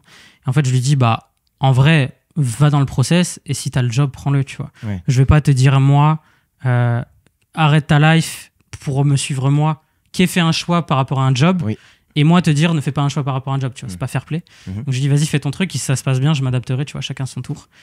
Donc, pendant 2 ans, on est à distance. Ouais. Donc, on arrive à gérer et tout. Maintenant, ça fait 10 ans qu'on est ensemble, et donc ça va, tu vois. Mais là, je me dis, vas-y, on arrête les conneries, il faut rentrer en France. À un moment donné, le taf, c'est trop bien, c'est trop stimulant, c'est trop épanouissant. Mais il y a des choses qui sont aussi importantes dans la vie que le taf. Et donc, je fais ce choix-là. Et donc, moi, dès genre septembre de l'année dernière, je dis à mon taf, ok, moi, l'été, il faudra qu'on trouve une solution. Télétravail, pas télétravail, nani, nana, mais je pars, tu vois. En mars, ils me filent une promo, tu vois, une promotion. Ils me font passer senior. Ils vont passer un niveau hiérarchique. Ils me filent un petit bout de salaire en plus et tout, trop bien. Et en gros, genre, une semaine après, Puma dit, voilà, on a une résultat 2024, ils sont moins bons que prévu, donc on va faire des économies, tu vois. On va supprimer des jobs, on va supprimer 500 jobs dans le monde, et on va devoir économiser, je crois, 100 millions d'euros, etc. Globalement, pour te la faire courte, toutes les marques en 2024 ont eu des résultats de merde. Nike, Adidas, Puma, tout le monde a eu des mauvais résultats. Même malgré les jeux. Tout le monde a eu des résultats mauvais. Comment on explique ça? Moins de consommation peut-être de produits, t'as eu un contexte aussi politique compliqué avec les augmentations des coûts des produits, tout le bordel autour de Trump, mine de rien, ça fait mal à beaucoup de monde. Mais j'ai pas d'explication scientifique du truc, mais tout le monde fait des résultats pourris, tu vois. Ok, d'accord. Et en fait, généralement, les marques, fin de premier trimestre fin de l'année suivante, elles annoncent leurs résultats l'année dernière. Ouais. Donc Nike annonce ses résultats, le stock il fait comme ça, ils changent de DG, Adidas ils ont viré des gens aussi, tout le monde vire. Et quand tu vires aux États-Unis en premier, parce que t'as pas le droit du travail. Ouais. Donc en fait, virer aux États-Unis c'est un mail. C'est pas, il y a pas de je vais me prendre des prud'hommes, il y a pas de voilà, tati, tu vas partir avec un package. Non, c'est un mail, un mail et un petit call. Et en gros, moi, à cette époque-là, quand il y a cette annonce-là, je dis à Puma, bah, écoutez, les gars, en vrai de vrai, s'il y a quelqu'un dans notre équipe qui pète, moi, faites-moi péter, parce que dans tous les cas, dans 3 mois, je suis parti, tu vois. Ouais. Et donc, ok, très bien, mais on pense pas qu'on aura besoin. Ah, ils te le disent quand même, on pense pas qu'on a besoin. Ouais, ils te le disent, parce qu'en fait... c'est fou, l'Amérique. Hein. Parce qu'en fait, l'Amérique, ils sont tellement... Ces trucs-là, c'est tellement des sujets sensibles que même si on te fait péter, on va te le dire... Dernière seconde. Parce qu'en fait... Je vais pas en faire des caisses, mais en vrai, je pense que c'est un pays où il y a tellement de bordel que, genre, moi, si on me dit une semaine avant qu'on va me faire péter, rien qui m'empêche de prendre un M16 et d'aller buter tout le monde dans les bureaux, tu vois. J'exagère, je prends des cas ultra extrêmes, mais avec tous les problèmes de shooting, les problèmes de tuerie dans les écoles, dans les machins, je pense qu'ils prennent zéro risque à tout. Vraiment je pense que c'est un impact. C'est chaud. Je pense que c'est un des éléments qui font qu'ils prennent aucun risque, parce que moi, je vais dire, donc du coup, ils m'appellent un vendredi matin, ils me disent, voilà, Robin, Puma c'est terminé, ton job il a été supprimé dans la réorga et tout, tu pars, voilà, on te donne un peu d'argent, mais à la fin de ce call tu fais plus partie de l'entreprise. Tu finis le call, ton ordi shut down, écran noir, et c'est fini, tu vois, et terminé. C'est pas toi qui l'éteins. Non, c'est pas toi qui l'éteins. Ton téléphone il marche toujours, alors moi je passe des coups de fil, pour info je travaille plus dans la boîte, tu me verras pas lundi, tu vois. Oh là là. Et en fait tu reçois un accord de confidentialité qui te stipule que tu n'as plus le droit de rentrer dans les bureaux et d'être à un certain périmètre des bureaux. Ils ne prennent aucun risque, parce que encore une fois, je pense que dans le chat ils parlent d'espionnage industriel un petit peu aussi, genre du jour au lendemain tu peux partir avec des infos. Déjà c'est un vrai truc, parce que ça en France c'est complètement débile. En France t'as des préavis de 3 mois, sauf qu'en fait un gars, à partir du moment où il a acté qu'il se barrait, il est plus dans l'énergie de travail pour la boîte, c'est la réalité. Tu vas pas te faire mal au travail pendant 3 mois alors que tu sais que dans 3 mois t'es dehors. Et tu as toute cette partie espionnage industriel. Malgré tout, dans les boîtes de sport, globalement, quand on sait que tu pars pour un concurrent, on te met au placard directement pour que tu aies accès à rien, justement pour éviter ces trucs-là. Bien sûr. Mais ouais, tu as plein de facteurs qui font que boum, on te fait péter. Et en vrai de vrai, ce qui est marrant, c'est que moi j'étais en colocation avec un Français qui s'est arrivé 1 mois avant, tu vois. Donc en fait, j'avais déjà vu tout le process. Et quand ça m'est arrivé, j'étais en mode vas-y, pendant 1 heure, tu prends une bastos. Puis après, tu passes à autre chose. Première chose que j'ai faite, c'est j'étais au Apple Store, j'ai acheté un MacBook parce que j'avais plus d'ordi. Et... Ah ouais, bah oui, parce que t'as plus d'ordi. L'ordi du taf, tu le rends. Il me demandait de signer un papier. Je suis j'ai plus d'ordi, vous me l'avez coupé, les gars, comment on fait? Ah bah j'en ai acheté un du coup. Ah ouais. Mais ouais, brutal comme ça. Et puis en plus de ça, moi j'étais aux États-Unis avec un visa. Donc. T'as combien de temps pour te barrer? T'as 60 jours. T'as 60 jours. Ça va, franchement. Ouais, ça va, c'est tranquille. Ça va, c'est pas choquant non plus. Ça va quand t'es habitué au système américain et que tu sais ça va super vite. Mais franchement, t'es un Français, on te demande que t'as jamais connu ça, on te demande de quitter un pays sur 60 jours. Je pense qu'il y en a 2-3 qui ça met une petite bastos. C'est chaud. Mais ouais, du coup, et puis en plus, avec Trump et tout le bordel d'immigration en ce moment, je me suis dit, on va pas déconner avec ça. Je crois, au bout de 30 jours, j'étais parti. Au bout de 30 jours, j'étais parti, j'avais rendu l'appart et j'avais décalé. Ok. Impressionnant. 60 jours pour retrouver un taf, ça met une petite pression si tu veux rester. Bah oui, hein. Ouais. En vrai, après, c'est l'Amérique. Hein. Je pense que tu peux retrouver un taf. Alors, il y a 2 choses. Déjà, aux États-Unis, retrouver un taf, c'est easy, mais de fou. Genre vraiment, quand moi j'étais aux États-Unis, je me faisais chasser par des chasseurs de tête toutes les semaines. Ah ouais? Toutes les semaines. LinkedIn? LinkedIn, tu te fais, il y a un job chez Adidas, il y a un job chez machin, il y a des jobs de fou. avec des salaires de ouf à chaque fois en plus. Ouais. Moi, à chaque fois, je répondais, je suis étranger, on me disait, bah merci, bonsoir, au revoir. Parce qu'en fait, le visa, c'est un point limitant qui est super important. Okay. Mais en gros, moi, aux États-Unis, j'ai vu 1 milliard de fois des gars qui étaient chez Puma le vendredi et qui lundi commençaient un nouveau taf. Ou des gars qui se faisaient virer, 2 semaines après, ils avaient trouvé. Ça va super vite. Et en fait, les Américains, ils n'ont pas le choix que de trouver, puisque c'est la boîte qui paye leur sécurité sociale, c'est la boîte qui paye leur salaire. Donc en fait, aux États-Unis, quand tu n'as pas d'argent, bah, tu peux pas manger et tu peux pas te soigner. Donc tu as tout intérêt à avoir un taf très vite, sinon t'es mort direct. Et donc en fait, tu trouves hyper facilement. Quand tu es français ou que tu es étranger, que tu as un visa, c'est très compliqué parce que ton visa, il est relié à ton employeur. Donc en fait, moi, sur mon visa, il y a écrit Puma. Sur mon passeport, il y a écrit Puma. Demain, Puma me vire, mon visa, il saute instantanément. Et il faut que quelqu'un d'autre me fasse un visa. Sauf que pour faire un visa, il faut qu'on te sponsorise, ça t'es au courant de ces trucs-là. Mais en fait, c'est d'une complexité sans nom, en fait. C'est pas un truc qui peut se transférer d'un employeur à un autre, c'est un nouveau visa, compliqué, c'est un nouveau truc. Je vais même plus loin, tu changes de taf, c'est un nouveau visa. Dans la même boîte, tu changes de visa. Ah, dans la même boîte, c'est un nouveau visa. Moi, j'ai des gars... Donc, c'est pas le même département, tu passes de je sais pas quoi. J'ai des gars à Boston, ils étaient genre communication manager dans une boîte, ils passent le lendemain marketing manager dans la même boîte, ils doivent refaire un visa. Waouh. Alors, il y en a plein qui le font pas. Oui. Mais théoriquement, ils doivent refaire un visa. Théoriquement, ils sont censés faire. Et donc, en fait, c'est super compliqué. Mais du coup, quand t'es étranger, c'est super compliqué. Quand t'es américain, tu retrouves du travail super facilement. Et quand t'es compétent, franchement, tu peux changer de boîte tous les 1 an et prendre 10 ou 15% de salaire tous les ans aux États-Unis et devenir millionnaire à 32 ans sans problème. C'est ça l'Amérique. C'est abusé l'Amérique. Après, faut assumer le train de vie américain aussi, hein, mais je comprends. Parlant du train de vie américain, c'est quoi le truc qui t'a le plus fait kiffer? On va commencer. Aux États-Unis? Qu'est-ce qu'on n'a pas en France, qu'on n'a pas compris, qu'on n'a pas encore. Moi, je pense que les Américains, ils nous éteignent sur tout ce qui touche au service de manière globale. Amazon, livraison. Tout ce qui touche à la prestation de service. Tu vas dans une salle de NBA, entre le moment où tu es devant la salle et le moment où tu es à ton siège, il se passe 2 minutes 30 pour passer la sécurité. Tu veux aller aux toilettes, il y a un toilette tous les 2,50 m. Tu veux manger, il y a à manger tous les 2,50 m. Tu veux te faire livrer un truc sur Amazon, c'est chez toi au bout d'1 heure. Moi, je m'étais fait livrer un radiateur sur Deliveroo parce qu'il faisait trop froid chez moi. Et il est arrivé une demi-heure après. Oh là là. En fait, ça, pour moi, c'est n'importe quoi. Après, c'est trop fort. Après, on pourra se dire que c'est un peu nimble d'un point de vue écologie, tout ce que tu veux. C'est le pendant de la médaille. Mais bien sûr. En vrai, en termes de service, pour moi, ils nous détruisent. Là-dessus, c'est là où je pense qu'il y a le plus à faire en France. Après, forcément, le sport. Hein. Le sport chez eux, c'est n'importe quoi. Mais c'est n'importe quoi parce que culturellement et en termes d'économie, il y a 1 million de fois plus de moyens et 1 million de fois plus d'argent qui circule, qui fait que ces milieux-là, ils peuvent vivre. Ouais, c'est un business. Et moi, j'adore revenir sur l'autre exemple pour défendre ma France. Par contre, le sport amateur adulte, je trouve qu'en France, on est limite mieux qu'aux États-Unis parce que c'est inexistant aux States. Oui. Si toi et moi, on a envie de se faire une saison de basket demain, on peut prendre une licence. Tu peux pas à part jouer à la salle de sport du coin au basket aux States, il n'y a pas. Non, tu peux pas. Donc, ça, j'aime bien le rappeler quand même. Ouais, et puis moi, je pense que, en fait, souvent, les États-Unis, en termes de sport, c'est autre chose. Et il faut pas comparer avec la France, il faut pas comparer avec aucun autre pays parce que ça n'a rien à voir. Aujourd'hui, ce qui fait vivre le basket aux États-Unis ou le sport aux États-Unis, c'est le milieu universitaire. Le milieu universitaire, c'est des centaines de millions de dollars qui sont injectés parce qu'une année de scolarité, c'est 40 000 balles, parce que c'est subventionné dans tous les sens. Donc en fait, c'est un autre monde. C'est comme si nous, demain, la France, au lieu de se dire on investit notre argent dans l'hôpital, on le met dans l'éducation au niveau du sport, en fait, tu aurais les mêmes infrastructures que chez eux, sauf qu'en fait, c'est juste des choix gouvernementaux et stratégiques, culturels, qui font que tu as des mondes qui s'opposent et qui sont différents à ce niveau-là. Mais ouais, ça, tout ce qui touche au service et tout ce qui touche au sport, c'est n'importe quoi. Question simple, qu'est-ce qui t'a manqué? En vrai, la bouffe. Hein. C'est toujours ça. En fait, c'est cliché de dire ça, c'est terrible, parce que moi, quand je voyais des gens parler des États-Unis, tout le temps la bouffe.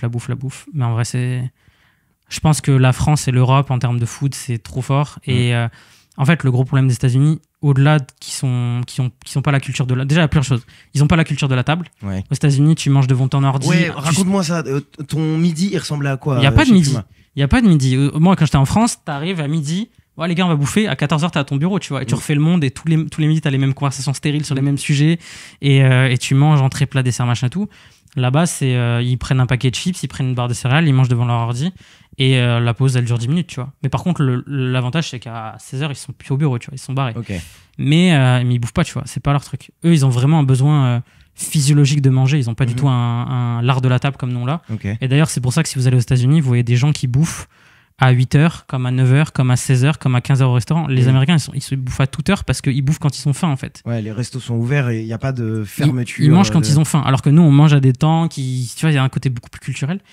Et en fait, l'autre truc, c'est que en termes d'ingrédients, de produits, c'est terrible les États-Unis. Donc en fait, même le meilleur restaurant, il va te faire à manger avec la pire tomate de la terre, tu vois. Donc en fait, à la fin, tu vas le ressentir. La qualité du légume, c'est terrible. Même dans un bon resto, le légume aux États-Unis, il est fatigué, il a pas de goût. Et nous, en Europe, on n'est pas du tout exposé à ça parce qu'on n'importe rien de chez eux à ce niveau-là. Et d'ailleurs, c'est pour ça que Trump s'en plaignait récemment. Il disait, l'Europe, ils prennent pas notre poulet, ils prennent pas notre viande. Mais en fait, normal, mec, c'est terrible ce que vous faites. C'est horrible. Hein. Ça passerait pas une norme chez nous, quoi. Et donc, en fait, la bouffe, c'est terrible. Alors, je dis pas que c'est partout. Enfin, je dis pas qu'on peut pas trouver un endroit cool pour bouffer et tout. Mais globalement, c'est plus dur. Globalement, là, je vais à Paris, je prends 10 restaurants, il y en a 9 où je vais bien manger.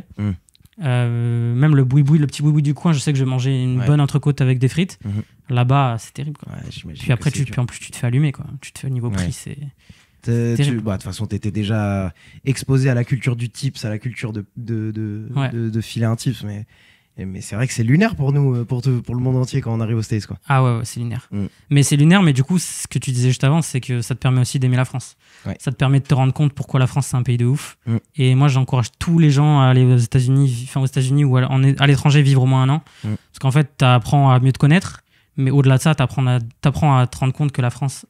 c'est top tier en termes de pays, tu vois. C'est trop bien. Moi, j'ai fait que plus aimer la France, plus j'ai voyagé. Vraiment. Non, c'est trop bien. On redonne du respect à notre pays. Et du coup, tu fermes tout ce sujet Puma. Ça te donne quoi comme point de vue en général sur le marché sportif, sur la chaussure? Est-ce qu'il y a des choses, par exemple, sur ce que tu as appris sur la chaussure de basket qui pourraient s'appliquer aux chaussures de foot, ou c'est un univers trop différent?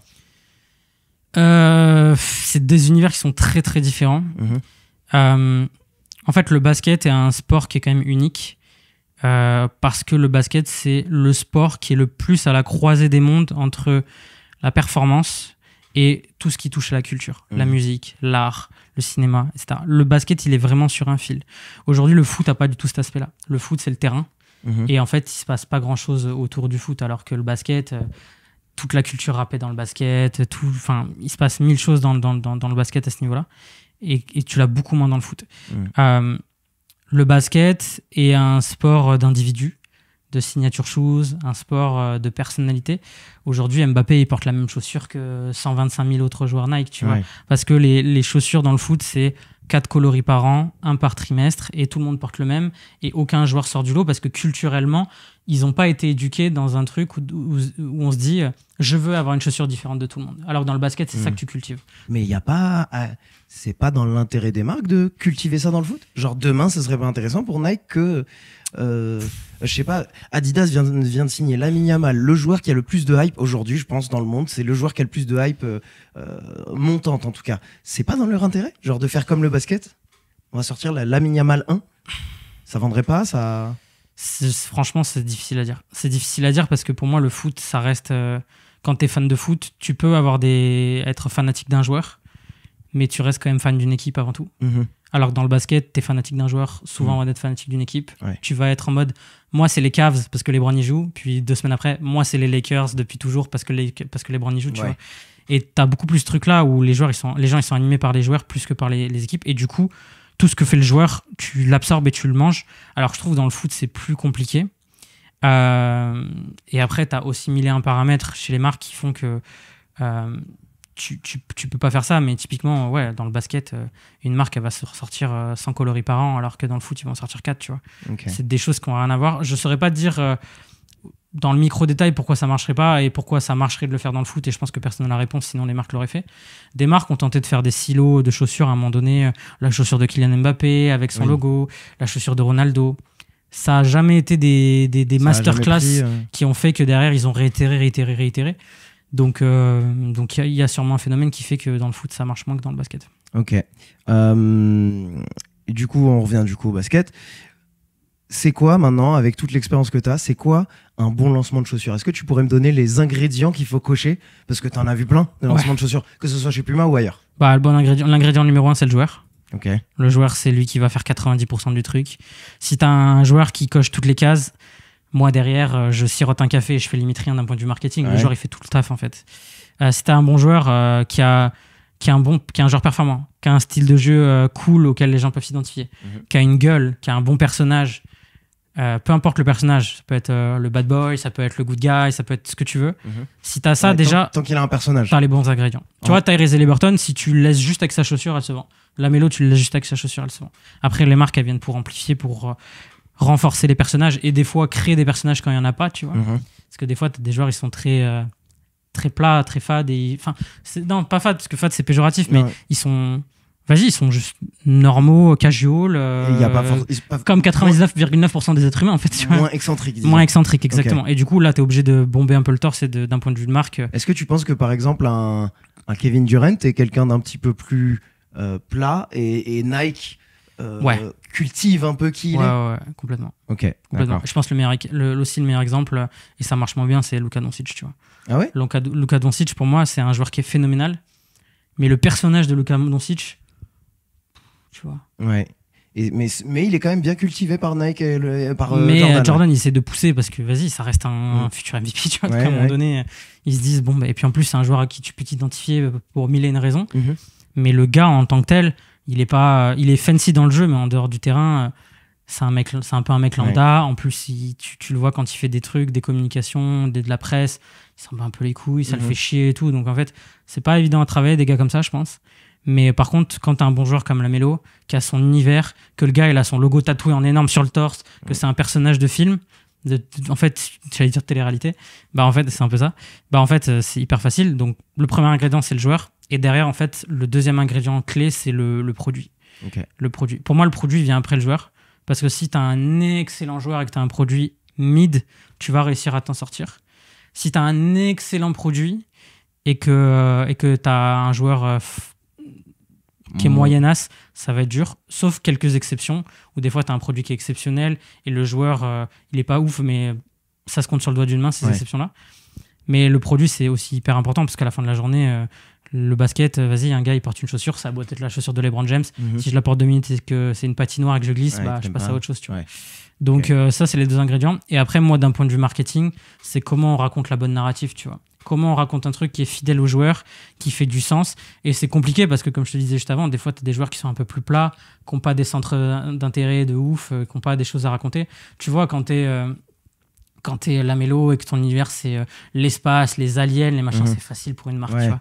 Quand t'es un joueur et que tu sais quoi, tes passions, j'aime bien voyager, j'aime bien les voitures, et j'aime bien les montres. Ouais, ok, qu'est-ce qu'on peut raconter d'autre qu'on n'a pas déjà vu 1700 fois, tu vois. C'est plus compliqué. Mais derrière, c'est comment en marketing on raconte la narrative à fond. Et quand tu as un joueur comme Lamelo où tu as ce délire fusée, espace et tout, vas-y, les campagnes de marque, elles sont bêtes et méchantes. On va mettre des aliens, on va mettre des trucs qui font du sens par rapport à l'espace. Et en fait, c'est tout droit, quoi. C'est tout droit. Donc ouais, non, le joueur et le produit, pour moi, c'est le plus important. Si tu as fait ça, tu as fait 99% du sujet. Et derrière, en marketing, les gens comme moi, on arrive et on a juste à manger et à finaliser. Et rendre tout ça cohérent à partir du moment où tu as une personnalité, un produit qui va avec, tu rends ça cohérent. Exactement. Ok, d'accord. Et un bon lancement, j'aimerais bien savoir un bon lancement. Tu as le joueur, tu as un bon produit, mais il y a exposer ce produit. Je trouve que le lancement de la première paire de Haliburton a été bien réussi. Alors, sa blessure, ça met clairement tout de côté. Bordel, mais par contre, lui qui pète tout, sans mauvais jeu de mots, mais lui qui casse tout avec sa chaussure, qui la pose sur la table de conférence de presse, c'est quelque chose. Est-ce que tu as un petit peu tu pilotes tout. Ces ingrédients? En fait, là-dessus, tu pilotes tout. C'est-à-dire que ton produit, il est prêt, tu sais qu'il est prêt à être porté, c'est toi qui définis tout. C'est toi qui définis quand est-ce qu'il va le porter pour la première fois, où, quoi, comment, tu définis tout. Généralement, les joueurs ils commencent à porter leurs produits sur des moments de forte visibilité. Donc, All-Star Weekend, NBA Playoff, Média d'NBA, c'est les 3 gros moments où les joueurs commencent à porter. Et généralement, ils commencent à porter 3 à 6 mois avant la sortie de leurs produits. Comme ça, on a bien le temps de faire monter la sauce, etc. Ça crée de la frustration chez les gens de se dire putain, mais en fait, je la veux maintenant, tu l'auras dans 6 mois. Prends ton mal en patience, tu l'auras dans 6 mois, et dans 6 mois, tu vas la cartonner. Comme la Shai. Comme la Shai, comme la Haliburton qui va sortir, il me semble, sur la fin d'année, là, comme comme Puma MB0, MB04 là, qui commence à être porté par Melo. Puma communique même pas dessus, il commence à la porter là sur des trainings. Si vous regardez les vidéos de Charlotte, il joue déjà avec et personne n'en parle. On commence vraiment, tu vois, en mode slow motion à faire rentrer le produit dans le champ de vision des gens. Et après, tu pilotes tout. Si Tyrese, tu lui dis, je veux que tu arrives à la main en tenant la paire comme ça, avec ces 2 doigts-là très précisément, il va le faire, tu vois. Tu le briefes, tu fais ce que tu veux en fait. C'est toi qui briefes, l'athlète, il est payé il est payé par la marque à un moment donné, tu vois. Ok, donc ça c'est quelque chose qui a été communiqué entre le joueur et la marque. D'accord. En fait, c'est pas forcément, mais si tu veux qu'il le fasse et que tu lui dis clairement fais-le, le joueur va le faire. Et que c'est acté dans le contrat, que tout est ok. Et après, le joueur, il peut aussi faire des choses de lui-même, tu vois. Et c'est ça souvent qui fait les meilleures recettes. C'est quand le joueur, il est tellement impliqué dans son produit parce qu'il le porte fièrement et ça vient du cœur, que lui, il va le bombarder par lui-même de manière hyper authentique. Et c'est ce qui va percuter le plus les gens, parce que les gens aujourd'hui, avec tout ce que tu manges en termes de contenu en social media, tu captes les choses qui sont authentiques et les choses qui sont pilotées, on va dire. Ok. Donc toi, tu le vois maintenant quand quelque chose est... Bah ouais, tu vois des trucs. Moi, je trouve que... Enfin, aujourd'hui, je prends les athlètes, mais c'est pareil sur les créateurs de contenu. Tu vois ceux qui savent faire des bons placements hyper authentiques parce qu'ils kiffent le produit. Tu sais qu'ils sont en collaboration, mais ils kiffent ce qu'ils racontent parce qu'ils kiffent le produit d'une manière ou d'une autre. Et ceux qui ont juste pris un chèque pour dire... J'utilise cette paire. Salut, c'est NordVPN. Salut, c'est Revolut. Okay. C'est une marque. Donc, Shai Gilgeous-Alexander qui porte sa chaussure sur l'épaule pendant l'interview, tu penses que c'est vu avec Converse, ça ? Moi, je pense que soit c'est piloté au millimètre en mode si tu gagnes, tu la portes sur ton épaule. Soit c'est vu de manière large. Si tu gagnes, frérot, mets la paire en avant. Soit c'est lui qui est tellement fier de son truc. Pour le coup, moi, je le vois vraiment comme c'est lui qui est fier de son truc, tu vois. Ah ouais. Ok. Par contre, quand tu lui files une paire gold, là, le message, c'est clairement, frérot, on te donne une paire gold, il faut que tout le monde la voit. Donc là, c'est piloté. Mais je pense que quand lui, il a la paire, quand lui, il la porte d'une manière ou d'une autre, je pense qu'il est juste trop fier de ce truc-là. Et après, Shai aussi, c'est un exemple particulier, c'est que aujourd'hui, les joueurs, ils dépassent le cadre de je suis un joueur, j'incarne une chaussure, on me fait une chaussure. Shai, il est devenu directeur artistique de Converse, tu vois. Ah oui, c'est vrai. Tu vois, t'as des joueurs maintenant qui vont limite prendre des parts, des royalties dans des boîtes. Et en fait, pour des marques, c'est un modèle 2.0 de sponsoring, c'est de dire, hey gars, t'es pas juste un ambassadeur, t'es avec nous maintenant, t'es dans le building, t'es dans le même building que nous. Et du coup, les gars, ils ont un niveau d'implication tout autre parce qu'ils savent que si la marque avec qui ils bossent, elle gagne, ils gagnent 10 fois plus en fait, parce qu'ils gagnent ce qu'ils ont prévu de gagner au contrat et ce qu'ils vont récupérer parce que la marque fait des bonnes performances. Tu vois. Est-ce qu'on peut traduire ça un peu avec ce que Jordan avait fait ? Jordan, c'est le meilleur exemple. Jordan, c'est le premier. Ouais, Jordan, c'est le premier, c'est le meilleur exemple. Shai récemment. Federer récemment aussi chez On. Ah ouais, il a pris des points. Ouais. Ah ok, d'accord. Il a pris des points dans la boîte. Chez On ou chez Uniqlo ? Non, c'est chez On, il me semble. Donc en fait, il fait toujours des collabs Uniqlo, il a toujours des fringues Uniqlo qui sortent chaque année. Mais il est chez je pense que c'est On dont tu parles. Et c'est des modèles 2.0 en fait où c'est trop fort en fait parce que t'es une marque, tu te dis salut Federer, je suis peut-être pas aussi attractif que Nike parce que je suis On. Par contre, chez moi, tu vas avoir ça que t'as nulle part ailleurs. Le pourcentage. Jusqu'à ta mort, tu vois, c'est comme quand David Beckham il signe en MLS, on lui dit viens en MLS et demain si tu veux ouvrir une franchise, c'est 25 millions de dollars. Et on te le fixe. Ça bouge pas dans le temps. Et ça en fait, quand t'as cette vision-là d'un point de vue marque, équipementier, entreprise, c'est trop puissant. Parce que tu peux te signer n'importe qui en fait. Ok. D'accord. Ok, donc toi, demain, tu arrives dans une marque de sportswear qui est, allez, je dirais, au level de Puma avant ton entrée. C'est quoi tes petits coups de baguette magique que tu fais pour intégrer un marché où vous étiez, entre guillemets, sur le point mort ?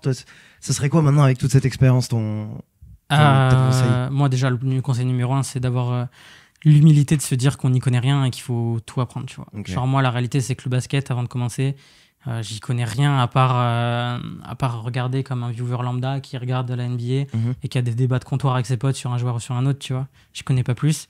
Et je pense au bout de un an sur le basket chez Puma, je sais te dire n'importe quelle joueuse de LFB jusqu'à la LF2 ou dans n'importe quel club elle joue, tu vois. Ah oui, donc parce que je suis devenu un nerd de ce truc-là. Mais en fait, pas forcément. Moi, j'étais devenu un nerd parce que ça me faisait trop kiffer et que je m'entourais et que j'avais l'humilité de me dire j'y connais rien, il faut que je capte. Parce que sinon, le premier agent à qui je vais parler, il va comprendre que je suis un blaireau et je vais me faire manger. Donc, je pense que ça, c'est le plus important. Tu vois, si demain, je pars dans une autre industrie et que je me mets à vendre des voitures ou des calculettes, il faut avoir, je pense, l'humilité de se dire, OK, j'y connais rien, je pars de zéro. Et avec qui je m'entoure pour comprendre ça. Avec qui je m'entoure. C'est dur de bien s'entourer parce que quand tu es chez l'annonceur, quand tu es chez une marque, t'es un peu le porte-monnaie ambulant, tu vois. T'es un peu le gars qui a les budgets, t'es un peu le gars qui a le pouvoir et qui fait vivre les agences, qui fait vivre les créateurs, qui fait vivre les athlètes, qui fait vivre pas mal de monde. Et il faut faire la part des choses entre les gars qui sont là pour t'aider et les gens qui sont là pour t'aider, mais prendre un cut au passage et t'agripper et se mettre à ton pied et plus bouger parce que... Ce que je fais clairement en te faisant venir sur ce podcast, tu le sais très exactement, bien. Exactement, on se l'était dit, il n'y a pas de souci. On le sait, voilà, c'est sûr. Non, ok, donc c'est bien s'entourer, accepter que t'es un nouveau sur cet univers. Ouais. Et quoi d'autre pour le défibrillateur pour lancer une marque sur un domaine où elle est neuve? En fait, pour moi, sur un domaine où t'es neuf, le truc numéro 1, c'est de t'acheter de la crédibilité. Ces deux mots-là, ils sont importants. T'acheter, investir. En fait, aujourd'hui, t'as des marques qui arrivent de manière très organique, sans trop investir, sans trop mettre d'argent, mais elles vont mettre beaucoup plus de temps à s'installer, à créer une crédibilité. Et la crédibilité. Aujourd'hui, si je suis Puma et que je veux me lancer dans l'univers du BMX, en fait, personne m'attend là, personne sait qui je suis, personne me connaît. Et quand je vais demander à 100 personnes combien connaissent Puma dans le BMX, la réponse, ça va être 0. Et comment je passe de 0 à 10, de 10 à 20, de 20 à 50, de 50 à 100 Et c'est qu'en créant de la crédibilité. Créer de la crédibilité, c'est s'associer aux bonnes personnes, à des athlètes, à des gens qui parlent de toi en bien, et avoir un bon produit, en fait. Avoir un bon produit, c'est essentiel aussi, parce que, tu vois, quand Puma, on rentre dans le basket, au début, on n'a pas beaucoup d'argent, tu vois. On va voir tous les créateurs de contenu de la Terre en mode, les gars, s'il vous plaît, parlez un peu de nous parce qu'on est cool, tu vois. On leur envoie les produits. Vas-y, si vous trouvez ça cool, parlez-en. Et les 3/4, ils en parlent parce qu'ils trouvent ça cool aussi, tu vois. Il n'y en a aucun au démarrage, de ma perspective, qui est en mode ok, si je parle bien de Puma maintenant, ça va me porter profit à un moment donné dans mon activité de créateur. Les gens, ils sont tous en mode vas-y, c'est trop cool, tu vois. C'est cool, les produits sont bons, ils sont performants, j'en parle. Et donc, ça part de cette crédibilité, produits, etc., avec les bonnes paraboles pour amplifier tout ça. Et derrière, tu fais une recette qui, à mon sens, marche dans beaucoup d'industries. Après, tu as des industries qui sont ultra spécifiques, que je connais pas, que je maîtrise pas. Mais encore une fois, je pense que si tu as l'humilité de te dire j'y connais rien et je vais trouver des gens qui m'apprennent, tu vas t'en sortir. Ouais, tu vas t'en sortir. D'accord. J'ai sous les yeux, à ta droite, la paire de Rookix. Je peux avoir ton point de vue sur cet univers, sur ce qui s'est passé, parce que t'es dedans, c'est un échange de messages où t'es dedans pour te donner l'idée. Parce que tu dois quand même aller défendre chez Puma, chez la marque. Salut, faites une paire pour ce mec qui est pas un joueur de basket. Comment ça se passe, la paire de Rookix, de ton côté? En fait, déjà, le truc, c'est que moi, quand on a commencé Puma sur le basket, 80% de nos stratégies, c'était les créateurs de contenu. Parce que pour moi, dans l'objectif de se dire on veut toucher les 20-30 ans ou les 15-25 ans, c'est là où il faut qu'on soit, tu vois, en numéro 1. C'est là qu'il faut qu'on soit en numéro 1. Et donc, en fait, on se dit comment on trouve ceux qui font le plus de sens dans cette industrie. Toi, Reda, Valentin Obsidia, les gars de Gmap, t'as Briscoe, t'as tout un tas de trash talk, First Team, voilà, je pourrais en name drop 50 000, mais tous ces gars qui font du sens. Et comment tu racontes des choses avec eux. Step by step, on construit des choses et on part de salut Reda, on arrive à t'envoyer 2-3 paires à salut Reda, on te fait une paire, en fait. Et en fait, ça prend 3 ans on l'emmène à droite sur un All-Star Weekend, on l'emmène à gauche, on fait d'autres choses avec d'autres créateurs, les JO, on fait venir des gens à droite à gauche, etc. Et tu crées comme ça, t'installes en fait les créateurs au sein d'une marque. Et en fait, les gens, à un moment donné, ils sont connus et reconnus au sein de l'entreprise, tu vois. Genre aujourd'hui, tu parles de Rookix à 100 personnes de Puma, je pense qu'il y en a 90 qui sont courants, qui sait, tu vois. Donc en fait, quand tu fais ce travail-là, entre guillemets, moi, je sais déjà dans ma tête que les vannes, elles sont ouvertes. Maintenant, c'est juste une question de, mec, est-ce que tu as envie de faire ça, tu vois? Parce que lui, il peut être en mode, ça m'intéresse pas de faire une paire avec vous, ou moi, j'ai un rêve de gosse, c'est de faire une paire avec Adidas et je n'y dérogerai pas. Tu vois, il y a 1000 possibilités. Mais en fait, à partir du moment où on fait plein de trucs avec Reda, où on part de lui envoyer des paires, à l'emmener 3 fois au All-Star Weekend, t'es toujours dans comment on peut faire plus. Comment on peut step up, comment on peut step up, comment on peut step up. Et en fait, le produit, pour moi, c'était une évidence. Parce qu'à un moment donné, on avait les process chez Puma pour faire des produits en petite quantité pour des joueurs. Pourquoi pas pour des créateurs, en fait. Et donc, la strat, je me souviens, c'est... Je suis avec David, mon coloc français, et je dis, faudrait qu'on en parle en interne.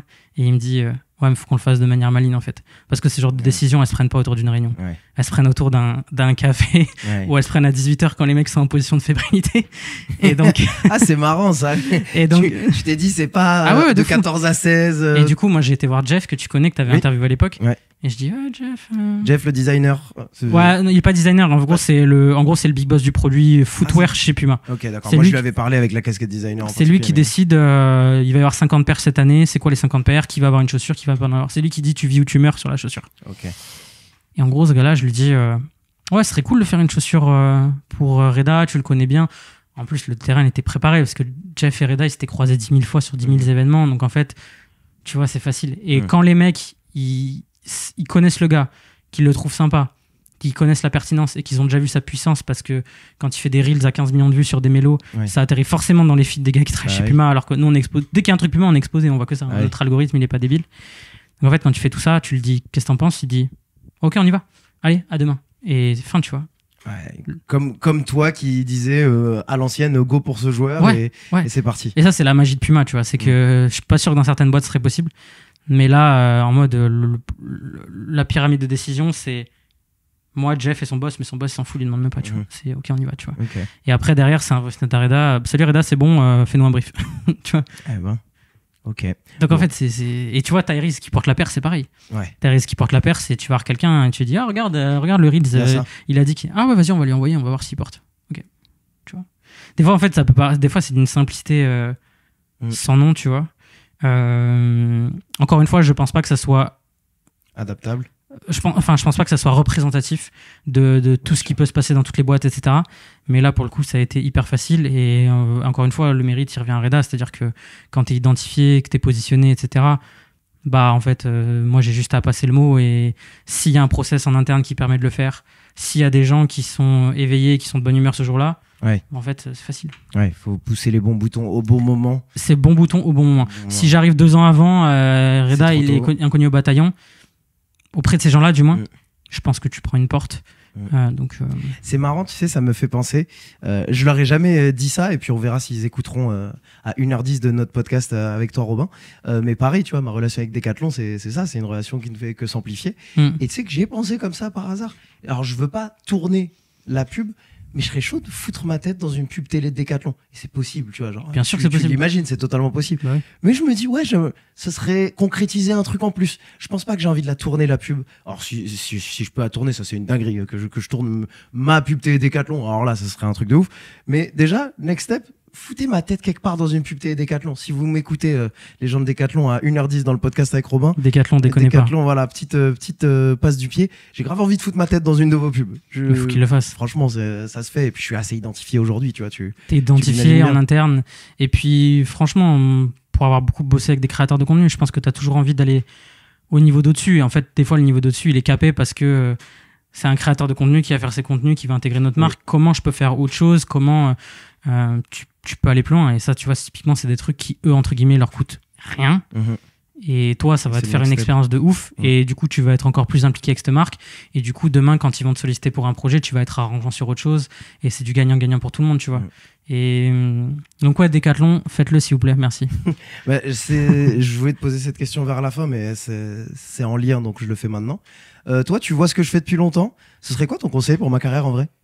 T'as la casquette marque, t'as la casquette consommateur au global. Moi, mon conseil, c'est quoi? Qu'est-ce que tu vois de moi? Moi, mon conseil, c'est de te mainstreamiser encore plus. Encore plus? Bah attends, je trouve que je me mainstream déjà beaucoup. Moi, je t'ai connu, t'étais basket/foutu-s. Aujourd'hui, je te vois être capable d'interviewer un technicien EDF, un pompier de Paris, Ah ouais, tu penses vraiment que je devrais... Moi, je pense que t'es capable d'aller dans des sphères où tu peux être encore plus mainstream, tu vois. Vas-y, pourquoi? Parce que je pense que quand t'es un bon orateur, que tu sais t'intéresser aux gens, et que ton format de contenu, entre guillemets, toi, tes contenus, ils ont un niveau de coolness qui font que pour moi tu peux intégrer n'importe quoi en fait. Demain ton contenu c'est regardez, je suis aux US, je parle de foutu-s, mais demain c'est regardez, je suis à la poste et je vous montre comment ils préparent les colis. Pour moi la dynamique de ton contenu ça va être la même, l'intonation, la tonalité, l'énergie ça va être la même. Donc en fait pour moi à ce niveau là t'es pas capé en fait. Tu peux faire ce que tu veux, tu peux aller dans toutes les industries. Et tu vois, je te prends un exemple, ça a rien à voir avec toi, mais tu vois un gars comme Zach Nani, je trouve que il est parti de je suis dans le gaming, à je suis dans le gaming et j'aime bien le sport, à je suis dans le gaming et j'aime bien le sport, je fais un podcast. Maintenant, le gars, il fait des trucs avec EDF, il fait des trucs avec Total, il fait des trucs avec... L'aéroport de Paris, je crois avoir vu. Et puis, il a son resto. Là, tu vois, il fait... En fait, moi, je pense que tu as cette capacité que pas tous les créateurs ont à basculer dans un truc où les gens vont te suivre pour ce que tu es et pas pour ce que tu fais. Et quand tu arrives à basculer dans ça, en fait, tu peux tout faire, tu vois. Les gros, les Squeezie, les Zach Nani, tous ces gars-là, en fait, qui soient sur une attablée en train de jouer à GeoGuessr, ou qui soient en train de faire un concept studio à 100 000, ou qui soient en train de distribuer des repas dans la rue, ou qui soient en train de faire la promo d'EDF pour montrer ce que fait un technicien dans un centre technique, ces gars-là, ils sont tout autant suivis parce qu'ils sont plus suivis pour ce qu'ils font, mais pour ce qu'ils sont, tu vois. Et ça, c'est pas tous les créateurs. Moi, je pense que cette capacité à encore ouvrir les vannes et à raconter des histoires. Enfin, moi là, si je dois décrire ton contenu en une phrase, c'est ce mec raconte des histoires, tu vois. Bah déjà, merci parce que c'est quelque chose auquel je tiens, de raconter des histoires. J'y pensais, mais sur certains domaines, par exemple, 24 heures, 72 heures, une semaine, ce que tu veux, avec des pompiers, parce qu'il y a la sphère encore athlétique, tu vois, parce que j'aime quand même ce monde de sport. Je pense que ça peut se faire. Par contre, je pensais à une deuxième chose. Je me disais, si demain le sport s'arrête pour moi, j'aimerais vraiment faire le même type de contenu que je fais, mais dans de l'hôtellerie, parce que j'aime beaucoup le métier de service dans l'hôtellerie. Et donc, faire ce truc de te raconter comment un hôtel de luxe tourne pour que ton expérience soit géniale. Après, je sais que j'aurais du mal, allez, dans 3 semaines, il y a Hilton ou je sais pas qui m'appelle, de le poster sur Unseen Samy. Ouais, je comprends. Disons que, tiens, attends, c'était quelle marque d'hôtel pour qui j'avais filmé? C'était Accor. Groupe Accor. Ça s'est pas fait. C'est un truc qui s'est pas fait. Ils avaient des gens qui venaient à leur hôtel Accor, des rugbyman qui venaient dans leur hôtel Accor, et ils étaient partenaires, et ensuite ils allaient faire leur match, tu vois. Et ils m'avaient proposé, Samy, tu peux venir faire une petite vidéo sur comment les athlètes sont traités, le suivi de l'athlète pendant qu'il est à l'hôtel pour que tout soit bien, le chef, comment il reçoit les infos. Moi, je trouvais que c'était hyper bien. Le truc, c'est pas fait. Accor, rappelez-moi parce que j'ai grave envie de le faire. Mais tu vois, dans cette sphère, ça marche. Ouais. Je suis grave chaud de plugger Accor via le sport. Mais en effet, plus tard, oui, je pourrais le faire sans. Mais de toute façon, je pense que ça va être step by step et je pense que même si tu te le dis pas à haute voix, inconsciemment, enfin moi je le vois dans ton évolution, c'est quand même ce que tu es en train de faire, tu vois. Moi, je t'ai connu sport, et puis là, je te vois à tous les niveaux, toujours dans le sport, mais tu racontes plus forcément. Des histoires sport, tu vois. Moi, je trouve que tes contenus que j'ai kiffé le plus récemment, c'est tout ce que tu as fait autour de Roland, je crois que c'était l'an dernier. Où vas-y, tu montres la vie de gars à Roland qui sont en train de ranger la terre battue. Moi, je trouve ça fou, tu vois. Genre, je trouve ça trop cool, en fait. Et le défi, c'est que j'ai pas les droits de montrer le tennis, en fait. Parce que c'est la télé. Et tu le fais avec des contraintes, mais du coup, je trouve que tu fais un contenu où, en fait, le gars qui t'écoutait parce que tu racontais le foot US, il trouve ça tout aussi cool, en fait. Ok. Non, mais hyper intéressant, c'est aussi à ça que ça sert Podium. Je fais venir des experts, je prends les conseils, je les mets dans ma poche. C'est du consulting gratuit ce qu'on est en train de faire. Exactement. C'est génial. T'es revenu en France. Qu'est-ce qui t'excite dans le monde du sport? Qu'est-ce que tu regardes? Tu t'intéresses à quoi toi aujourd'hui maintenant? Dans le sport. Ou est-ce que tu veux rester dans ce monde du sport en vrai? Moi, le sport, c'est un monde que je kiffe et où je me vois bien rester. Après, je suis pas du tout fermé à faire autre chose. Tu vois, moi, il y a plein de trucs que je kiffe. Moi, ce que je kiffe, c'est, tu vois, pouvoir mener des projets à bien et faire avancer les choses de A à B. Si demain c'est le sport, si c'est dans la tech, c'est dans la food, peu importe. Et du coup, il y a quoi qui attire ton œil en ce moment? Qu'est-ce que tu... Franchement, il y a plein d'univers que moi que je kiffe. Je kiffe tout ce qui touche à la tech en ce moment. Je kiffe tout ce qui touche à la food. Mais le sport, ça reste mon truc parce que quand tu bosses dans le sport, c'est un jeu, tu vois. Ça reste quand même un jeu. On est quand même des kiffeurs, on fait des métiers de kiffeurs, on a beaucoup de chance de le faire, on fait partie des 0,01% de gens qui se sont donné les moyens et ont aussi de la chance d'atterrir dans ces industries-là. Donc d'un côté, j'ai pas envie trop d'en sortir. Mais ouais, je regarde un peu tout, je veux voir ce qui va se passer pour moi, je suis pas trop inquiet, je prends le temps, plein de projets, je fais des petits trucs à droite à gauche aussi à côté. Mais ouais, voilà, globalement. Okay. Et après, moi, tu vois, le sport aujourd'hui, c'est marrant, le basket, je regarde plus le basket, tu vois. Je regarde plus le basket. Aux US, je regardais tout le temps parce que c'était en prime time. Donc, j'avais une télé qui tournait toute la journée avec du basket. Surtout la NBA, c'est dur en France. Même la NCA, on regardait tout avec mon coloc. Ah ouais, t'as bien aimé March Madness, on regardait à balle. Parce que là-bas, March Madness, c'est un délire. C'est plus gros que les playoffs, limite. Vas-y, raconte-moi, c'est comment de le vivre? Parce que tu vois, c'est un truc que j'ai jamais vécu, March Madness aux States. March Madness, tous les bars, ils sont pleins à craquer parce que tous les gens, ils supportent les facs à droite à gauche. Et puis en fait, les États-Unis, les gens vont dans une fac, grandissent dans une fac, mais puis après, ils vont travailler dans tout le pays. Donc en fait, tu as des communautés de fac un peu partout. C'est comme si tu avais les supporters du PSG à Montréal, bah, tu as les supporters de Duke à Boston, tu as les supporters de USC à Philadelphie. Et en fait, les mecs, tu peux trouver des soirées. Ok, donc dans chaque ville, ouais, t'as des communautés en fait. T'as des communautés. Ouais, Toi, par exemple, les gens avec qui tu bossais, ils étaient de quelle fac? C'était quoi les facs que t'as représentés autour Moi, de toi? j'avais du Yukon, j'avais des gens qui avaient fait Michigan, Michigan State, beaucoup de Yukon parce que Connecticut c'était à côté de Boston. Okay. Et après, j'avais des gens de Boston, Boston College, Boston University. Boston, c'est une des villes aux États-Unis où tu as le plus de facs. Je crois que tu as 50 facs au Boston. C'est énormissime, dont les plus grosses et les plus connues, Harvard, le MIT, etc. Mais ouais, March Madness, c'était folie. C'est vrai que les gens de Boston sont un peu détestés par le reste de l'Amérique parce qu'ils se la pètent? C'est une très bonne question. Je me suis jamais posé cette question. J'ai cru comprendre qu'en gros, aux States, ils trouvent que les gens de Boston, c'est les intellos de l'Amérique et donc ils se moquent un peu d'eux. Bah, moi, je pense, c'est sûr que Boston, c'est là où tu as le plus haut niveau d'éducation. Okay. Ça, c'est sûr et certain. C'est extrêmement riche, Boston. Je crois que c'est la 3e ou 4e ville la plus riche du pays. Ok. Ouais, d'accord. Donc c'est très Boston, c'est ça doit être après San Francisco, mais en même temps, San Francisco a tellement d'inégalités, donc peut-être que ça doit baisser le truc. Si je devais faire un cliché, Boston c'est très blanc, américain, très bien éduqué, qui est ouvert au monde, mais avec une certaine forme de pas on est au-dessus, mais on sait qu'on n'est pas de la merde. Tu vois. D'accord. On sait qu'on est quand même costaud, on est solide, que des gars qui sortent encore une fois de grosses facs. Quand tu fais Harvard, MIT, même Boston College, c'est des grosses facs. Tu vois. Ok. Trop bien. C'est quoi ton conseil là, je vais dans la transmission. J'ai l'impression d'être dans un cours d'école. C'est quoi ton conseil pour un étudiant qui a envie d'intégrer le monde du sport et le faire bien? Moi, mon conseil numéro 1 que je conseille de loin, c'est n'attendez pas d'être sur le marché de l'emploi pour essayer de rentrer dans le sport. Rentrez dans le sport. Totalement. En stage ou en alternance. Pourquoi? J'ai une explication très simple. Les rotations en stage et en alternance dans le sport, c'est tous les 6 mois ou tous les 1 an globalement. Tous les 6 mois, Adidas va recruter 100 stagiaires. Puma va recruter 50 stagiaires. Nike va recruter 50 stagiaires. Tous les 6 mois, il y a 200 postes qui s'ouvrent. C'est exceptionnel, tous les 6 mois, 200 postes qui s'ouvrent. Et ces postes-là, en plus de s'ouvrir tous les 6 mois, on prend globalement des gens qui ont juste la tête bien faite, de l'énergie à revendre et qui vont accepter un petit peu de faire le sale travail. Ça, c'est le plus important parce qu'une fois qu'on a fait ça, qu'on ait été stagiaire ou DG, on a Adidas ou Nike sur le CV. Quand on a Adidas ou Nike sur le CV, le monde du sport, il s'ouvre. Le monde du sport, des équipementiers, il est petit en France. Je pense que Nike, ils sont 400, Adidas 300, Puma 200, je rajoute les marques intermédiaires. Il y a peut-être 2000 personnes en France qui travaillent dans les équipementiers, tu vois, c'est ridicule. Donc c'est un tout petit monde, c'est dur d'y rentrer, donc il faut y rentrer le plus tôt possible. Parce qu'après, si vous essayez d'y rentrer au moment où vous rentrez en CDI et qu'avant vous avez fait une alternance dans la banque et un stage dans l'automobile, bah en fait vous allez passer derrière tous les mecs qui ont fait 6 mois chez Decathlon, 6 mois chez Adidas, 6 mois chez Intersport, etc., etc. Donc ça, c'est vraiment, vraiment, vraiment clé. Il faut se bagarrer le plus possible quand on est en stage et en alternance pour avoir ces expériences-là dans le sport parce qu'encore une fois que c'est ouvert, c'est super facile d'y rentrer. Moi, je suis le meilleur exemple. J'ai fait mon alternance chez ASICS. Et comment je suis rentré chez Puma. Ma manager de l'époque, c'était la meilleure amie de mon ancienne manager d'Adidas quand j'étais en stage. Et la RH qui m'a recruté, c'était la RH qui avait recruté mon meilleur pote à la fédé de foot.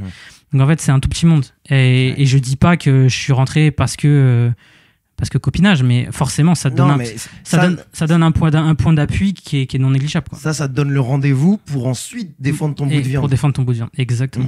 Donc ça, c'est mon conseil numéro 1. Vraiment, ceux qui veulent rentrer dans le sport, bagarrez-vous en stage en alternance pour entrer dedans à ce moment-là, parce qu'après, c'est facile. Et moi, ce que j'ajoute à ça, tu me corriges si j'ai raison ou pas, avant même le stage, pour que tu puisses te défendre dans cet entretien d'embauche en stage, fais ce que tu peux faire dans ton club du coin, dans le magasin de sport du coin, tu vois, si tu peux faire. Alors je me rappelle au Sport 2000 de là où j'ai grandi, là j'aurais pu négocier mon stage de lycée. Et ça te fait une première expérience dans le magasin retail sportif qui peut peut-être te faire rentrer chez Decathlon après, qui te fait rentrer ailleurs. Et donc mais par contre c'est dur. Je comprends, c'est dur quand t'es au lycée de te dire d'avoir la vision, etc. C'est très dur. Franchement, c'est dur. Mais si ça peut être rien que ton club de basket, tu t'investis dans ton club de basket et tu donnes un peu de ton temps pour être dans l'orga, être dans le, même si tu trouves que c'est petit, c'est pas petit. C'est un premier truc. C'est ce qui fait la différence en entretien d'embauche. Tu parles pas de ce que t'as étudié à l'école, tu parles plutôt de ton expérience. Point. Exactement. Ouais, ça vaut pour toutes les industries en fait. Si demain vous voulez travailler dans l'automobile, trouvez la concession à côté de chez vous et dites-leur les gars, je vous fais des TikTok pour vos réseaux sociaux. Même si vous faites de la merde et qu'ils l'utilisent pas, on s'en fout. À la fin, vous pourrez écrire sur un CV que vous avez bossé en concession pendant 2 semaines. Et en entretien d'embauche, tu fais la diff comme ça. Et après, en entretien d'embauche, tu racontes l'histoire que tu veux, tu l'articules de la manière que tu veux, mais t'as déjà ça dans le sac à dos qui te permet vraiment d'y aller. Parce qu'encore une fois, quand on arrive en CDI et qu'on commence à se cogner, à être en concurrence avec tous les gars qui ont déjà ces expériences-là et qu'on les a pas, c'est là où c'est très très très dur pour moi et j'en ai vu quelques-uns qui se sont cassés les dents. Bah, c'est trop bien.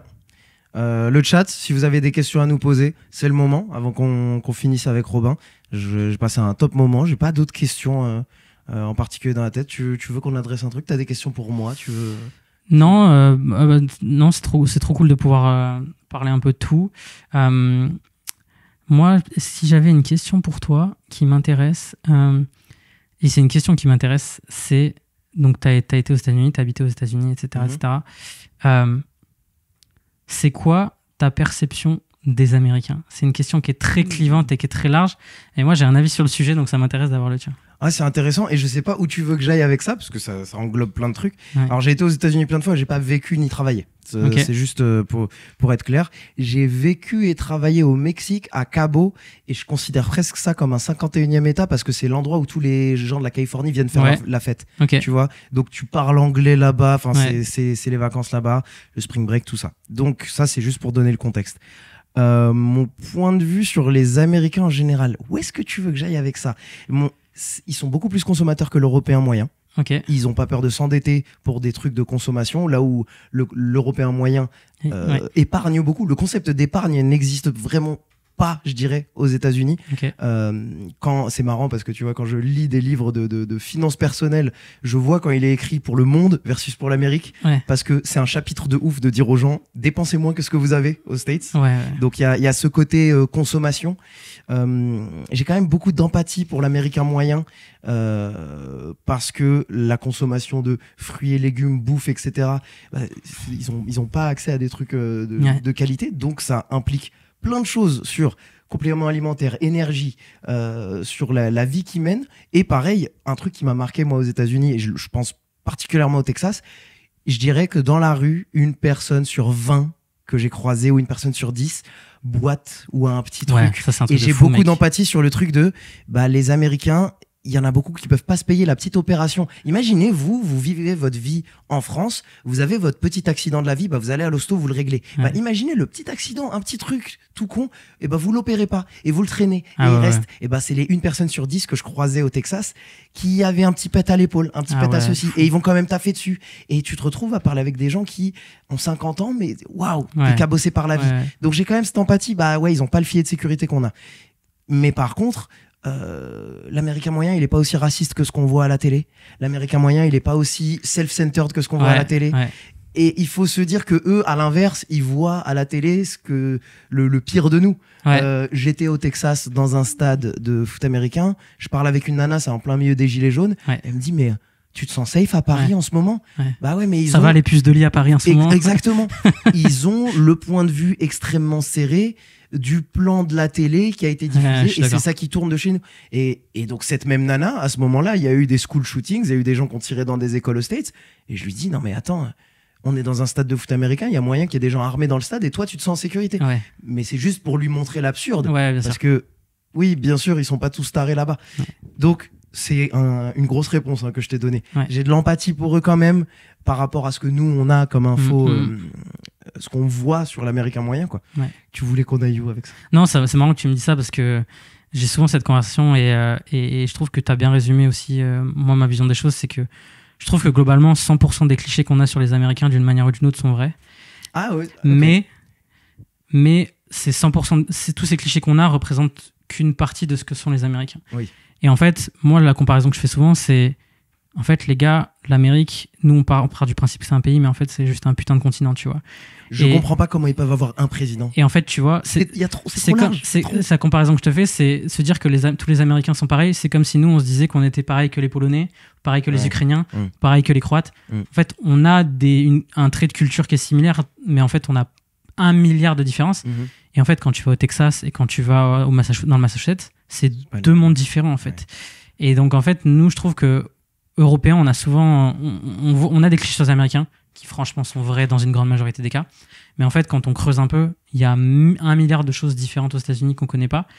Et en plus de ça, je trouve que nous, des fois, Européens, on a tendance à, tu vois, avoir une vision un regard sur les États-Unis où on se dit, c'est nous qui avons la vérité sur comment le monde doit être, et nous, notre façon d'être, de vivre, c'est la bonne, et eux, ils se trompent, tu vois. On a souvent tendance à critiquer leur système de santé, on a souvent tendance à critiquer plein de trucs, et quand tu es de l'autre côté, que tu habites là-bas et que tu discutes avec eux, en fait, c'est juste deux façons opposées de voir le monde. Et en fait, moi, je saurais pas te dire si ils ont tort ou ils ont raison, si on a tort ou si on a raison. Mais du coup, ouais, ça m'intéresse d'avoir ton point de vue parce que je suis toujours très partagé sur les Américains et je trouve que c'est d'une complexité qui dépasse tout ce qu'on peut imaginer. Et d'un côté, je me dis, il y a quand même des trucs qu'on voit, qu'on se dit qui sont très vrais. Tu vois, il y a des constats qui sont implacables. Je regardais ton dernier podcast avec Célia, c'est ça? Ouais, Célia, on a fait fait nos anecdotes des trucs de ouf qui se sont passés. Mais avec le grain de sel on a fait des vlogs pour la NBA. Et là, on fait le podcast où on dit tous les trucs qu'on pouvait pas dire, donc on parle que des trucs de ouf. Mais tu vois, tu parlais de San Francisco et tous les problèmes qu'ils ont de santé publique où une personne sur 3, il me semble que tu disais, est camée dans la rue. Mais moi, j'y suis allé pour le Star Weekend, c'est vrai de fou, tu vois. C'est effrayant. Et en fait, c'est des trucs où on se dit, ouais, vas-y, c'est un truc qu'on nous montre sur TikTok, mais c'est pas la réalité. En fait, tu vas là-bas. Moi, pendant le All-Star Weekend, en plus, on dormait dans le quartier de Tenderloin, qui est là où il y a tous les camés, en fait. Je sais pas pourquoi on a choisi cet hôtel, c'était un peu débile, mais bref. Et du coup, c'est abusé, tu vois. C'est incroyable. Hein. Tu marches dans la rue, tu dois les enjamber, limite. Ouais, franchement, c'est flippant. Et moi, quand j'étais à Portland, c'était pareil. Los Angeles, c'était pareil. Je pense que toute la côte ouest, elle est fracassée. Mais c'est terrible. Hein. Mais ouais. Dans le chat, il y a quelqu'un qui nous demande, Robin, c'est quoi ton meilleur souvenir en ayant bossé chez Puma? Meilleur souvenir en ayant bossé chez Puma. Wow. C'est large. Hein. Meilleur souvenir en ayant bossé chez Puma. Tu sais qu'il n'y a pas de bonne issue en fait en répondant à ça, parce que tous les autres ils diront ah ouais, c'était pas le moment qu'on a vécu. Ouais. Il n'y a pas de bon souvenir. C'est comme quand je demande à un athlète, c'est qui l'athlète le plus impressionnant avec qui t'as joué. Ouais. Tous les autres ils vont lui tomber dessus. L'autre il va juste dire merci. Donc dis-toi que t'es forcément foutu en répondant. En vrai, je vais en donner peut-être 2 ou 3. Je pense que le premier, c'est l'énergie de Lamelo Ball sur le Lamelo Tour en Europe. C'est un souvenir qui est précis, mais en fait, il a été mis dans des conditions qui faisaient que tu as l'impression qu'il était à Disneyland. Il était rayonnant, il s'amusait, il était gaulerie, et du coup, un seul individu faisait qu'il y avait une énergie fabuleuse. Et moi, en fait, je regardais ça de loin et je me dis, c'est quand même un truc de ouf, tu vois ce qui est en train de se passer. C'est vraiment trop, trop bien. Ça, c'est premier souvenir.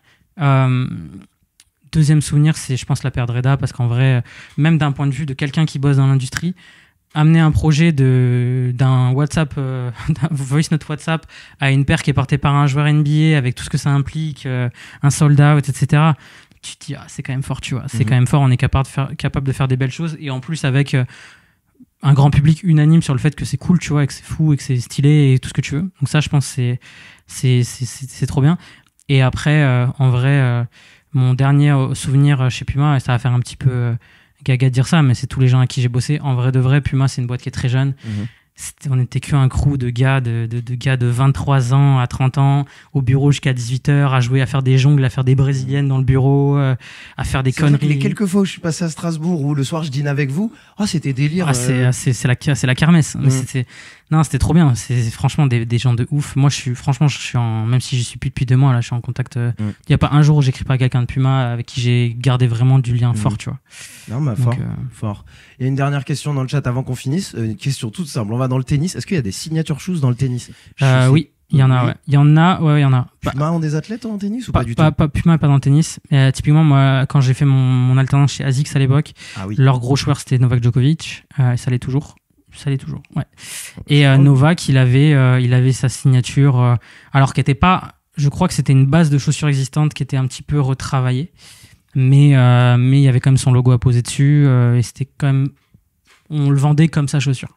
Mais c'est pas autant poussé que dans le basket, où pour le coup, le basket, on parle d'une feuille blanche et on crée un produit pour un athlète. Là, on part d'une feuille un peu moins blanche, on part d'une feuille où il y a déjà des choses, et après on dit comment on peut l'adapter pour que ça soit ton produit. Attends, j'ai envie de te poser une étude de cas. t'as peut-être une bonne réponse ou une mauvaise réponse, mais j'aimerais avoir ton avis. T'es une marque dans le tennis, X ou Y, que tu sois dans le sport ou pas. Tu es à Roland-Garros, t'es une marque française, tu vois que Loïs Boisson est en train de tout péter. Match par match. Et j'ai vu que match par match, il y a de plus en plus de logos. Donc ça veut dire que, mais entre d'un match à l'autre, il y a l'agent qui a négocié avec des marques, fait monter les enchères. Toi, t'es une marque et tu vois ça qui est en train de monter. T'as envie, ton N+1, il dit, va me signer cette fille. Qu'est-ce que tu fais? C'est quoi? Tu rentres en contact avec l'agent, ça doit être fait dans les 48 heures. Qu'est-ce que tu proposes? Je te parle du profil Loïs Boisson. Bah, en fait, quand t'arrives sur un truc comme ça, oui, tu rentres en contact avec l'agent, j'imagine. Mais en fait, je pense que tu te fais cartonner parce que la meuf, elle est à son prime. En fait, la seule question que tu as posée à l'agent, c'est combien tu veux, en fait, frérot.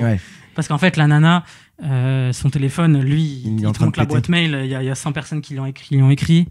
Donc je pense que... Puis en fait... Après, Loïs Boisson, on va voir ce qu'elle va faire à l'avenir et tout. Suite, là, je crois que ça a été compliqué à ce dernier tournoi. Je crois qu'elle n'a pas passé le premier tour. Elle n'a pas eu une wildcard, elle a fait les qualifs et je pense pas qu'elle ait passé les qualifs. Donc à voir ce qu'elle va faire, mais c'est sûr que quand tu t'approches un athlète là, qui a un gros coup de chaud, sans avoir un histo avant performant, sans savoir ce qui va se passer après, il y a un peu une approche one hit wonder où tu te dis ok, bah vas-y, je fais all-in maintenant et puis on se posera les questions plus tard. Donc et quand t'es agent, je pense que t'as que ça à faire. Après quand t'es agent, tu peux aussi être smart et dire ah bah vous la voulez maintenant, il faut la prendre sur les 2 prochaines années. Parce que là tu sais qu'en termes de rapport de force, t'as les as dans la main et en face le joueur adverse il a pas le bon jeu de cartes pour rivaliser, donc t'es en position de force. Tu sais que j'ai appris, je sais pas si je suis censé le dire, peut-être je le couperai sur le podcast final, j'ai appris que Désiré Doué il est pas signé chez un équipementier. C'est ouf, pour moi j'ai trouvé ça dingue, j'étais sur le cul quand j'ai appris ça. Après finale Champions League, t'as marqué 2 fois, enfin c'est le moment de signer. Par contre, je pense que sa hype pourrait difficilement être plus haute. Bah moi je pense qu'elle peut être plus haute. T'es fan du PSG toi en plus. T'as ton avis à dire. Tu penses que la hype de Désiré Doué peut monter? Bah en fait Désiré Doué, je peux pas en dire trop non plus parce qu'il a des discussions avec toutes les marques dont Puma et je sais qu'il y a des gens qui travaillent dessus. Mais en gros Désiré Doué, ça fait plus de 2 ans qu'il a pas de contrat. Il a fait des rendez-vous avec toutes les marques. Sa famille, ses agents ont fait des rendez-vous avec toutes les marques. Il a testé toutes les marques. Vous irez voir sur, je crois que c'est le Media Footpack qui en parlait, où je crois qu'il a porté peut-être 8 ou 10 marques, peut-être 15 ou 20 crampons différents toute la saison. C'est assez ouf. Et en fait, il fait ça depuis 1 an. Et il y a 1 an, il fait ça au moment où il commence à être performant en Ligue des Champions. On se dit, ah bah c'est le moment pour signer, tu vois. Ils ont attendu le bon moment pour récupérer le max d'oseille. Et puis 2 mois après, t'as la même réflexion. Et puis 2 mois après, t'as la même réflexion. Mais là, ils viennent gagner. Ouais, mais Désiré Doué, Désiré Doué, il peut être top 3 des visages de Nike ou d'Adidas ou de Puma. Ou... Là, demain, il signe chez Puma. En vrai de vrai, si on se dit les choses, il signe chez Puma. C'est le visage numéro 1 de la marque. Oui. S'il signe chez Adidas, il va être dans un top 3 ou un top 5 avec Yamal, etc. Donc en fait, là, aujourd'hui, il va peut-être dans un top 3. Peut-être que demain, il est dans un top 2.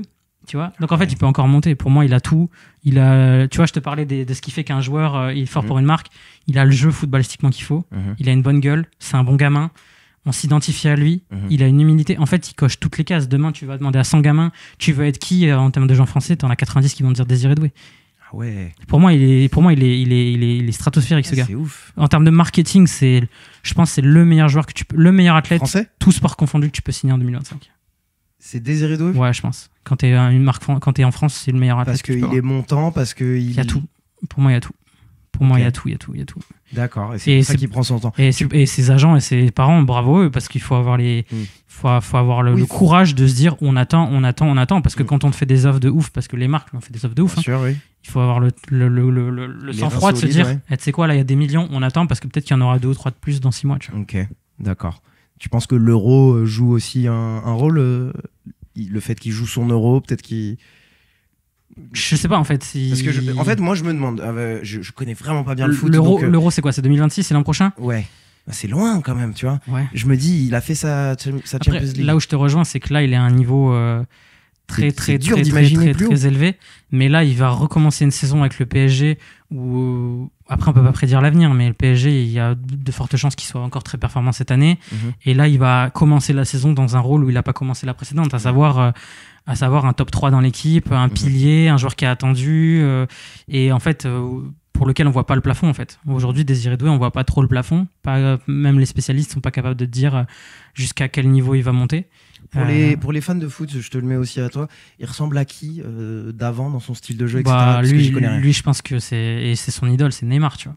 Okay, dans sa tête, c'est Neymar. Il est dans le mimétisme de Neymar. Yamal aussi, non ? On dit pas qu'Yamal aussi ressemble à Neymar ? Ouais, Yamal aussi. Ok, d'accord. C'est des joueurs hyper shifty, petits appuis, dribbles, donc ça va avec le marketing.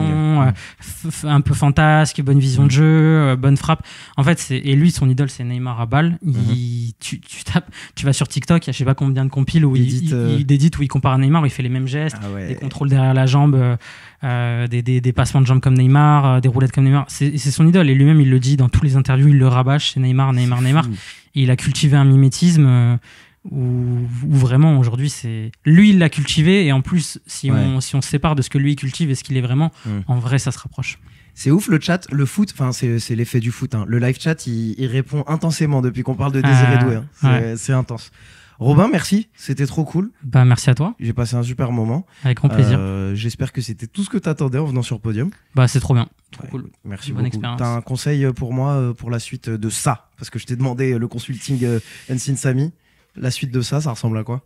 Moi je pense qu'il faut que tu fasses le max d'épisodes possible déjà. Ouais, il faut que je fasse du volume. Volume, parce que je pense que t'as un format qui est cool et qui donne la parole à une variété de personnes très variées. Je crois qu'on est à 20 là. Je vais arriver à 100 avant la fin de l'année. Ouais. Tu vas me voir en décembre. Ouais. Franchement, faut que je fasse un défi. Faut que je trouve un mois que j'ai qui est plus chill et je fais un épisode par jour. Ça serait une dinguerie. Ça serait fort. Et je pense que sur Twitch, avec le rendez-vous live, ouais. Mais je pense qu'il me faudrait un chef de projet qui peut me gérer les venues des gens. Ouais, qui peut te faire tout ça. Ouais. Parce que rien que Ryan Rupert, avec tout le respect pour Ryan, le faire venir, c'était déjà quelque chose. De toute façon, tous les sportifs, j'imagine que c'est un casse-tête. Tous les sportifs, c'est déjà quelque chose, mais il faudrait que je fasse un 30 jours. Mais non, et puis après, en vrai, continue de creuser dans des domaines qui touchent d'une manière au sport et qui sont pas le sport, tu vois. Moi je te verrais trop avoir des nutritionnistes du sport, avoir des physios, avoir des gars qui ont un bagage, tu vois. Moi j'aimerais trop, tu vois, demain un joueur qui s'est fait une énorme blessure, qui a fait 1 an d'arrêt, avoir son physio en interview qui nous raconte tout le process, comment, je sais pas moi, tu vois, je te prends un athlète qui a été pourri par le retour des croisés de Dupont par exemple. Retour de croisés de Dupont, le mec qui l'a accompagné dans 6 mois. Wow, je veux trop, tu vois. Comment il a géré, tu vois? Qui est cette personne? Je te veux. Tu vois, c'est trop intéressant. Parce qu'en fait, il y a trop de trucs, il y a trop de gens dans l'ombre qu'on voit pas et qui ont des histoires de ouf. Et en plus, quand tu arrives à avoir des gars qui sont maintenant plus dans le milieu et qui sont décomplexés et qui peuvent un petit peu lâcher du bois, c'est toujours marrant. C'est pour ça que les podcasts de footballeurs, d'anciens footballeurs, ça marche autant. Putain, ouais. Merci Adil Rami. Ouais, et si tu arrives à avoir, je sais que Zach l'a eu, Sidney Govou. Ah ouais? Pour moi, c'est le meilleur client que tu peux avoir en foot. Ah ouais, Sidney Govou, ok. Trop fort. Tu regarderas son Zach en roue libre avec Sidney Govou. D'accord. Le mec, toutes les 2 phrases, c'est une anecdote un peu croustillante. Ça tue. Bon bah écoute, je vais me faire ça avec plaisir. Merci Robin. Pensez à vous abonner, mettez 5 étoiles sur Spotify. J'espère que vous avez kiffé. Et puis on se retrouve au prochain épisode. Je vais vous mettre son LinkedIn dans la description, comme ça vous pourrez aller suivre. C'est magnifique de suivre son LinkedIn, comme ça vous êtes au courant de tout. Allez, ciao. Bye. À plus. Au revoir.